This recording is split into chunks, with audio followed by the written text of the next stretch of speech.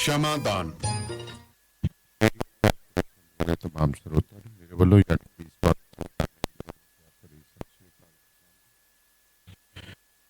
अज दिन है जी वीरवार ते तरीक है 13 अक्तूबर।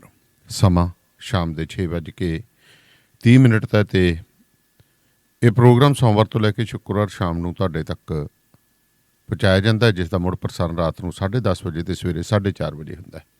इस प्रोग्राम को स्पॉन्सर करने वालों के जगजीत सिंह लंडन, पिंड भैणी वड़िंगा, जिला लुधियाना के साडे लिसनर्स, हरजाप सिंह ते बलवीर सिंह उस्मानपुर होरी इस प्रोग्राम को हमेशा ही स्पॉन्सर करते हैं। बाई जी बलराज पड्डा वर्जीनिया तो, कलमाजू तो बाई जी अमरजीत सिंह गरेवाल होरी वर्जीनिया ही रहिंदे ने, ते सुखविंदर सिंह संधू होरी न्यूयॉर्क तो। मालवा ब्रदर्स न्यूयॉर्क हमेशा ही रेडियो पंजाब टुडे दे पिठ ते खड़े है जी, ते थपत पाउंदे ने। उन्हां दे सहारे हमेशा ही इहो जिहे भरावां दे सहारे जिहड़ा रेडियो पंजाब टुडे दिन दुगनी रात चौगनी तरक्की कर रहा। सो जेकर तुसीं भी रेडियो पंजाब टुडे के जरिए अपना व्यापार का कोई सुनेहा देना चाहुंदे हो तो तुसीं मेरे नाल संपर्क कर सकते हो 9780141741 ते। कुछ वपारक सुनेहे ते फिर सरदार बख्तौर सिंह ढिल्लों होरां दे नाल सांझ पावांगे। सो जुड़े रहो रेडियो पंजाब। कपड़ियां दी ते शॉपिंग होगी लाजवाब, पर ज्वेलरी कित्थों लैनी है? फिकर ना करो, जिथे लोग सूट देखते रह जाणगे उत्थे गहने दे डिजाइन दी भी तारीफ कीते बिना रहणगे नहीं, क्योंकि एसी ज्वेलर्स कैंट वालियां दे कोल है 22 कैरेट दे सोने दे गहने, औरतां मर्दां बच्चियां दे वन-सवन्ने गहणियां दी बेशुमार ते लेटेस्ट वैरायटी। इन्हां दे शोरूम च सोने चांदी हीरियां दे गहने भरे रहंदे ने, जिथे है कुंदन सेट, जड़ाऊ सेट, पोलकी सेट, हीरे जड़े set, light weight necklace, chain, कड़े, चूड़ियां, नगा वालियां सोहणियां सोहणियां मुंदरियां, झुमके वालियां ते होर बथेरा कुछ। एसी ज्वेलर शटल विच हर हफ्ते नवी शिपमेंट आउंदी है। तुहाडे पसंद दे तुहाडे साइज मुताबिक गहने 2 हफ्तियां विच तैयार करवा के दिंदे हन ते रिपेयर भी करदे हन। 24 कैरेट सोने दे बिस्कुट खरीद अते बेच सकदे हो। 100% प्योर गारंटी वाले गहने। एक गल दस दे भी आ जेड़ी तू ट्रैवलिंग करदा ते ओदे तो बाद फ्रेश रहना, एदा राज की है? एदा राज है Arlington fuel stop. Arlington fuel stop 1801 pioneer street highway exit 208 ते, जिथे तुहानू free coffee, free fax service, free truck parking, रोटी, ठेका, लॉन्ड्री, शावर ते ट्रकां दा होर भी सामान आसानी नाल मिलेगा। हुणे कॉल करो 360 652 6066 यानी 360 652 6066। ये 2 लोकेशनां तो सेवावां प्रदान करदे ने। Second location lost hill travel center 14814 एलोम street, lost hills. Phone number 661 797 2354। USA ਦੀ one of the biggest car dealership ਜੋ ਬੈਥਲਮ PH ਹੈ, ਇੱਥੇ ਤੁਹਾਨੂੰ ਆਪਣੀ ਮਨਪਸੰਦ ਕਨਵਰਟੇਬਲ SUV ਜਾਂ ਫਿਰ ਟਰੱਕ ਰੈਡੀ ਸਟਾਕ ਮਿਲਦਾ ਹੈ। ਇਹ ਤੁਹਾਨੂੰ ਤੁਹਾਡੀ ਆਪਣੀ ਮਾਂ ਬੋਲੀ ਪੰਜਾਬੀ ਵਿੱਚ ਕਾਰ ਚੂਜ਼ ਕਰਨ 'ਚ ਮਦਦ ਕਰਦੇ ਨੇ। ਤੁਸੀਂ ਕਾਲ ਕਰ ਸਕਦੇ ਹੋ ਦਿਲਬਾਗ ਜਿੰਮੀ ਨੂੰ 6105704200 ਜਾਂ 4848988100 ਤੇ, ਜਾਂ ਇਹਨਾਂ ਦੇ business star auto mall 3439 Bath Pike Bethlehem PA ਦੇ ਵਿੱਚ ਵਿਜ਼ਿਟ ਕਰ ਸਕਦੇ ਹੋ। Bad credit no problem. Trucking वाले वीरो ध्यान नाल सुनो। ट्रक जिद्दां दा भी चलाउने हो, मैनुअल या ऑटोमैटिक, क्विक ट्रक ल्यूब चेते आही ना रखियो। ट्रक दी बढ़िया सर्विस लई क्विक ट्रक ल्यूब। लो जी तीजी लोकेशन भी खोल दिया, exit 579 from highway 401 in Napanee. आहो जी, कोई अपॉइंटमेंट नहीं, drive through facility. Exit 579 from highway 401 in Napanee. Quick truck lube, the one stop shop. 5196220660 या quicktrucklube.com। QTL, because we care। State line truck and trailer Virginia state line ते लेके आए ने truck and trailer repair shop interstate 81 they exit 323 opposite flying J truck shop, जिथे ट्रकां दी हर तरह दी तसल्ली बख्श मुरम्मत कीती जांदी है। इस दे नाल ही पार्किंग ते ऑफिस स्पेस भी है उपलब्ध।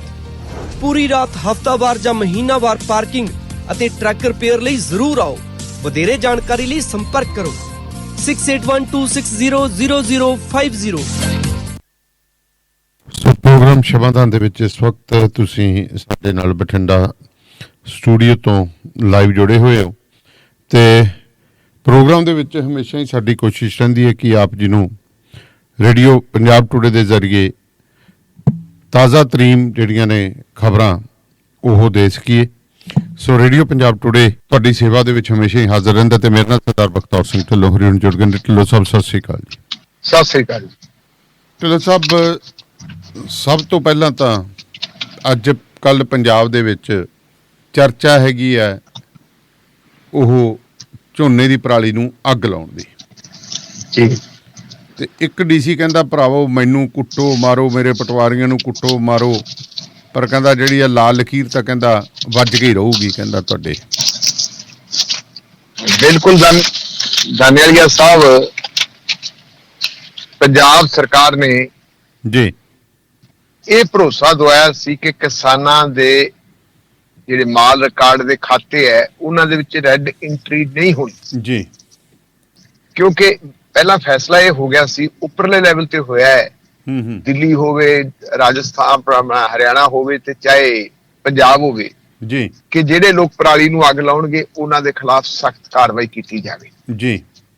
ਮੈਂ ਤੁਹਾਨੂੰ ਯਾਦ ਕਰਾਉਣਾ ਚਾਹੁੰਦਾ ਹੈ ਕਿ ਅਸਲ ਦੇ ਵਿੱਚ ਜੇ ਆਪਾਂ ਥੋੜਾ ਜਿਹਾ ਪਿਛਾਂਹ ਚੱਲੀਏ, ਇਹ ਮਾਮਲਾ ਸੁਪਰੀਮ ਕੋਰਟ 'ਚ ਵੀ ਗਿਆ ਸੀ ਜੀ, ਤੇ ਸੁਪਰੀਮ ਕੋਰਟ ਨੇ ਸੂਮੋਟੋ ਨੋਟਿਸ ਲਿਆ ਸੀ ਜਦੋਂ ਦਿੱਲੀ ਦੇ ਵਿੱਚ ਬਹੁਤ ਬੁਰਾ ਹਾਲ ਹੋ ਗਿਆ ਸੀ, ਸਾਰੀ ਦਿੱਲੀ 'ਚ ਹਨੇਰਾ ਛਾ ਗਿਆ ਸੀ ਕਿ ਇੰਨੀ ਜਿਹੜੀ ਹੈਗੀ ਹੈ ਇਹ ਜਿਹੜੀ ਧੂਆਂ ਤੇ ਜਿਹੜਾ ਗੁੱਬ ਗਵਾਰ ਹੈ ਇਹ ਕਿਵੇਂ ਚੜ ਗਿਆ ਜੀ। ਇਹਦੇ ਤੇ ਵੱਖ-ਵੱਖ ਧਿਰਾਂ ਨੇ ਆਪੋ ਆਪਣੇ ਜਵਾਬ ਦਿੱਤੇ ਔਰ ਉਹਨਾਂ ਜਵਾਬਾਂ ਤੋਂ ਬਾਅਦ ਦਿੱਲੀ ਦੇ ਮੁੱਖ ਮੰਤਰੀ ਕੇਜਰੀਵਾਲ ਸਾਹਿਬ ਹੋਰਾਂ ਨੇ ਇਹਦਾ ਜਿਹੜਾ ਠੀਕਰਾ ਹੈ ਉਹ ਪੰਜਾਬ, ਹਰਿਆਣਾ ਤੇ ਉੱਤਰ ਪ੍ਰਦੇਸ਼ ਦੇ ਕੁਝ ਹਿੱਸਿਆਂ 'ਚ ਸੁੱਟਤਾ ਸੀ ਕਿ ਇੱਥੋਂ ਦੇ ਕਿਸਾਨ ਜਿਹੜੇ ਹੈ ਉਹ ਪਰਾਲੀ ਨੂੰ ਅੱਗ ਲਾਉਂਦੇ ਆ ਤੇ ਤਾਂ ਇੱਥੇ ਇੰਨਾ ਗੁੱਬ ਗਵਾਰ ਚੜਿਆ ਹੋਇਆ ਜੀ। ਮਾਨਯੋਗ ਸੁਪਰੀਮ ਕੋਰਟ ਨੇ ਇਹਦਾ ਐਨਾਲਿਸਿਸ ਕਰਵਾਇਆ ਤੇ ਐਨਾਲਿਸਿਸ ਤੋਂ ਪਤਾ ਲੱਗਿਆ ਕਿ ਜਿਹੜੀ ਪਰਾਲੀ ਨੂੰ ਅੱਗ ਲਾਉਣ ਦੇ ਨਾਲ ਪ੍ਰਦੂਸ਼ਣ ਦੇ ਵਿੱਚ ਕਿੰਨਾ ਹਿੱਸਾ ਬਣਦਾ ਹੈ ਜੀ, ਉਹ ਬਣਦਾ ਜੀ ਸਾਰਾ 4 ਤੋਂ ਲੈ ਕੇ 6-7 ਤੱਕ। ਅੱਛਾ, ਫੀਸਦੀ, ਮਤਲਬ ਜੇ 100 ਅੰਕ ਹੈ ਤੇ 100 ਦੇ ਵਿੱਚੋਂ 6 ਵੱਧ ਤੋਂ ਵੱਧ 7 ਲਾ ਲਓ, 7 ਲਾ ਲਓ। ਹਾਂਜੀ। ਤੇ 93 ਜਿਹੜੇ ਹੈਗੇ 93% ਦੇ ਕਾਰਨ ਹੋਰ ਹੈ ਜੀ। ਉਹਨਾਂ ਕਾਰਨਾਂ ਨੂੰ ਵੀ ਫਿਰ ਘੋਖਿਆ ਗਿਆ। ਉਹਨਾਂ ਕਾਰਨਾਂ ਦੇ ਵਿੱਚ ਸਭ ਤੋਂ ਵੱਡਾ ਇਹ ਹੈ ਕਿ ਦਿੱਲੀ ਪੁਰਾਣਾ ਸ਼ਹਿਰ ਹੈ ਜੀ, ਇੱਥੇ ਢੋਆ-ਢੁਆਈ ਰੋਜ਼ ਹੀ ਹੁੰਦੀ ਹੈ, ਨਵੀਆਂ ਬਿਲਡਿੰਗਾਂ ਪੈਂਦੀਆਂ ਔਰ ਪੁਰਾਣੀਆਂ ਬਿਲਡਿੰਗਾਂ ਦੀ ਜਿਹੜੀ ਧੂੜ ਹੈਗੀ ਉਹ ਅਸਮਾਨ ਤੇ ਚੜ ਜਾਂਦੀ ਹੈ ਜੀ। ਫਿਰ ਦਿੱਲੀ ਦੇ ਵਿੱਚ ਕਿੰਨੀਆਂ ਜਿਹੜੀਆਂ ਹੈਗੀਆਂ ਗੱਡੀਆਂ, ਡੀਜ਼ਲ ਦੀਆਂ ਗੱਡੀਆਂ, ਬੱਸਾਂ, ਟਰੱਕ ਹੈ, ਉਹ ਸਾਰੇ ਦਾ ਸਾਰਾ ਉਹਦਾ ਵੀ ਹੋ ਗਿਆ। ਇਹਦੇ ਨਾਲ ਹੀ ਰੇਲਾਂ ਦਾ ਆਵਾਜਾਈ ਵੀ ਬਹੁਤ ਜ਼ਿਆਦਾ ਹੈ ਜੀ, ਉਹ ਵੀ ਪੋਲਿਊਸ਼ਨ ਹੈ। ਤੇ ਜੇ ਅਸੀਂ ਦੇਖੀਏ ਜਿਹੜਾ ਸਾਡਾ ਏਸੀ ਵਗੈਰਾ ਹੈ ਉਹਦੇ ਵਿੱਚੋਂ ਵੀ ਗੈਸਾਂ ਕਈ ਕਿਸਮ ਦੀਆਂ ਨਿਕਲਦੀਆਂ। ਉਹ ਕਹਿੰਦੇ ਵੀ ਨਹੀਂ ਕਿਸਾਨਾਂ ਦਾ ਕੋਈ ਕਸੂਰ ਜੀ। ਤੇ ਉਸ ਵੇਲੇ ਮਾਨਯੋਗ ਸੁਪਰੀਮ ਕੋਰਟ ਨੇ ਇਹ ਗੱਲ ਕਹਿ ਦਿੱਤੀ ਸੀ ਕਿ ਕਿਸਾਨਾਂ ਨੂੰ ਪ੍ਰਤੀ ਕੁਇੰਟਲ 100 ਰੁਪਇਆ ਮੁਆਵਜ਼ਾ ਦਿੱਤਾ ਜਾਵੇ, ਇਹਨਾਂ ਨੂੰ ਇਹ ਥੋੜਾ ਜਿਹਾ ਦਿੱਤੀ ਜਾਵੇ, ਰਿਲੀਫ ਦਿੱਤੀ ਜਾਵੇ ਤਾਂ ਕਿ ਇਹ ਪਰਾਲੀ ਨੂੰ ਅੱਗ ਨਾ ਲਾਉਣ। ਇਸ ਫੈਸਲੇ ਨੂੰ ਆਏ ਨੂੰ ਕਈ ਸਾਲ ਹੋ ਗਏ ਜੀ, ਅੱਜ ਤੱਕ ਕਿਸੇ ਵੀ ਸਰਕਾਰ ਨੇ ਇਧਰ ਧਿਆਨ ਨਹੀਂ ਦਿੱਤਾ। ਹੁਣ ਉਹ ਕਹਿੰਦੇ ਜੀ ਸੈਟੇਲਾਈਟ ਦੇ ਰਾਹੀਂ ਅਸੀਂ ਦੇਖਦੇ ਹਾਂ ਕਿ ਜਿੰਨਾ ਪਿੰਡਾਂ ਦੇ ਵਿੱਚ ਅੱਗ ਲੱਗੀ ਹੈ ਜੀ, ਉਹਨਾਂ ਪਿੰਡਾਂ ਦੇ ਵਿੱਚ ਜਿਹੜੇ ਹੈਗੇ ਜਿਹਦੇ ਕਿਸਾਨ ਦੇ ਖੇਤ ਦੇ ਵਿੱਚ ਅੱਗ ਲੱਗੀ ਹੋਊਗੀ ਉਹਦੀ ਐਂਟਰੀ ਹੋਊਗੀ ਜੀ, ਰੈੱਡ ਐਂਟਰੀ ਹੋ ਜੂਗੀ ਉਹਦੇ ਮਾਲ ਰਿਕਾਰਡ ਦੇ ਵਿੱਚ ਕਿ ਇਹ ਬੰਦਾ ਜਿਹੜਾ ਹੈਗਾ ਇਹਦੀ ਜ਼ਮੀਨ ਜਿਹੜੀ ਅਟੈਚ ਕੀਤੀ ਵੀ ਹੈ ਜੀ, ਉਹ ਤੇ ਨਾ ਕੋਈ ਕਰਜ਼ਾ ਲਿਆ ਜਾ ਸਕਦਾ ਹੈ। ਕੱਲ ਨੂੰ ਕਿਸੇ ਦੀ ਜ਼ਮਾਨਤ ਨਹੀਂ ਹੋਵੇ, ਤੁਸੀਂ ਜ਼ਮਾਨਤ ਨਹੀਂ ਦੇ ਸਕਦੇ, ਜ਼ਮੀਨ ਦੇ ਮਾਲਕ ਤੁਸੀਂ ਹੋ, ਲੇਕਿਨ ਇੱਕੋ ਜਿਹੜੀ ਲਾਲ ਲਕੀਰ ਆ ਉਹ ਲਾਲ ਲਕੀਰ ਤੁਹਾਡੀ ਮਾਲਕੀ ਦੇ ਉੱਤੇ ਵੀ ਸਵਾਲੀਆ ਨਿਸ਼ਾਨ ਲਾ ਦਿੰਦੀ ਹੈ ਵੀ ਕਿ ਹੈਗੀ ਕਿ ਹੈ ਨਹੀਂ, ਕਿਉਂਕਿ ਉਹਦੇ ਵਿੱਚ ਉਹਨਾਂ ਨੂੰ ਕਹਿੰਦੇ ਤੁਹਾਨੂੰ ਜੁਰਮਾਨਾ ਠੁਕਿਆ ਤੇ ਜੁਰਮਾਨਾ ਭਰੋ।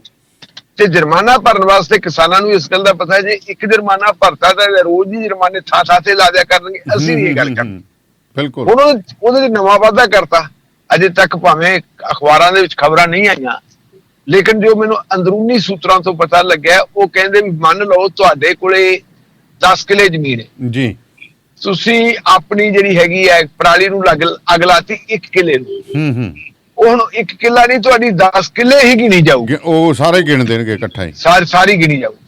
ਤੁਹਾਡੇ ਕੋਲੇ ਲਾਇਸੈਂਸ ਹੈ, ਵੈਪਨ ਅਸਲੇ ਦਾ ਲਾਇਸੈਂਸ ਹੈ, ਤੁਸੀਂ ਰਿਨਿਊ ਕਰਾਉਣ ਜਾਓਗੇ ਤੇ ਜੇ ਤੁਹਾਡੀ ਐਂਟਰੀ ਉੱਥੇ ਲਾਲ ਐਂਟਰੀ ਹੋਈ ਵੀ ਹੈ ਤੇ ਤੁਹਾਡਾ ਅਸਲੀ ਦਾ ਲਾਇਸੈਂਸ ਰਿਨਿਊ ਕਰਨ ਤੋਂ ਡਿਸਟ੍ਰਿਕਟ ਮੈਜਿਸਟ੍ਰੇਟ ਜਵਾਬ ਦੇ ਦੂਗਾ। ਅੱਛਾ ਜੀ। ਇਹਦੇ ਨਾਲ ਜੇ ਤੁਸੀਂ ਪਾਸਪੋਰਟ ਬਣਾਉਣਾ ਤੇ ਉਹ ਰੈਡ ਐਂਟਰੀ ਤੁਹਾਡੇ ਪਾਸਪੋਰਟ ਦੇ ਵਿੱਚ ਅੜਿੱਕਾ ਬਣੂਗੀ, ਉਹ ਵੀ ਬਣੂਗੀ। ਜੇ ਤੁਹਾਡੇ ਬੱਚਿਆਂ ਦਾ ਤੁਹਾਡਾ ਪਾਸਪੋਰਟ ਬਣਿਆ ਹੋਇਆ ਤੁਸੀਂ ਬਾਹਰ ਜਾਣਾ ਹੈ ਤੇ ਬਾਹਰ ਜਾਣ ਵਾਸਤੇ ਤੁਹਾਨੂੰ ਫਿਰ ਉਹ ਲੈਣੀ ਪੈਣੀ ਹੈ ਪੀਸੀਸੀ, ਉਹ ਨਹੀਂ ਮਿਲਣੀ, ਉਹ ਨਹੀਂ ਮਿਲੀ। ਇਹ ਸਾਰੀਆਂ ਗੱਲਾਂ ਸੀ ਤੇ ਇਹਨਾਂ ਗੱਲਾਂ ਨੂੰ ਲੈ ਕੇ ਕਿਸਾਨਾਂ ਨੇ ਹੁਣ ਜਿਹੜਾ ਹੈਗਾ ਤਿੱਖੇ ਤੇਵਰ ਅਪਣਾ ਲਏ। ਮਾਨ ਸਾਹਿਬ ਜਿਹੜੇ ਹੈਗੇ ਆਪਣੇ ਪੰਜਾਬ ਦੇ ਮੁੱਖ ਮੰਤਰੀ, ਉਹਨਾਂ ਦੇ ਘਰ ਦੇ ਕੋਲੇ ਇੱਕ ਵੱਡਾ ਧਰਨਾ ਲੱਗਿਆ ਹੋਇਆ ਔਰ ਉਹਦੇ ਵਿੱਚ ਵੀ ਉਹਨਾਂ ਨੇ ਠੋਕ ਵਜਾ ਕੇ ਕਹਿਤਾ ਜੀ ਨਾ ਅਸੀਂ ਭਰੀਏ, ਪਹਿਲਾਂ ਸਾਡਾ ਇੰਤਜ਼ਾਮ ਕਰੋ, ਸਾਨੂੰ ਦਿਓਗੇ ਕੀ ਜੀ। ਹਾਲਾਂਕਿ ਇਹਨਾਂ ਨੇ ਕਿਹਾ ਸੀ ਕਿ 2500 ਰੁਪਇਆ ਅਸੀਂ ਜਿਹੜਾ ਹੈਗਾ ਦੇ ਦਾਂਗੇ ਮੁਆਵਜ਼ਾ, ਉਹਦੇ ਚ 500 ਰੁਪਇਆ ਦਿੱਲੀ ਤੇ ਪੰਜਾਬ ਸਰਕਾਰ ਪਾ ਦੂਗੀ ਜੀ, 1500 ਰੁਪਇਆ ਕੇਂਦਰ ਦੇਵੇ। ਲੇਕਿਨ ਕੇਂਦਰ ਨੇ ਲਾਲ ਝੰਡਾ ਚੱਕਤਾ, ਕਹਿੰਦੇ ਜੀ ਨਹੀਂ ਅਸੀਂ ਤਾਂ ਨਹੀਂ ਦਿੰਦੇ।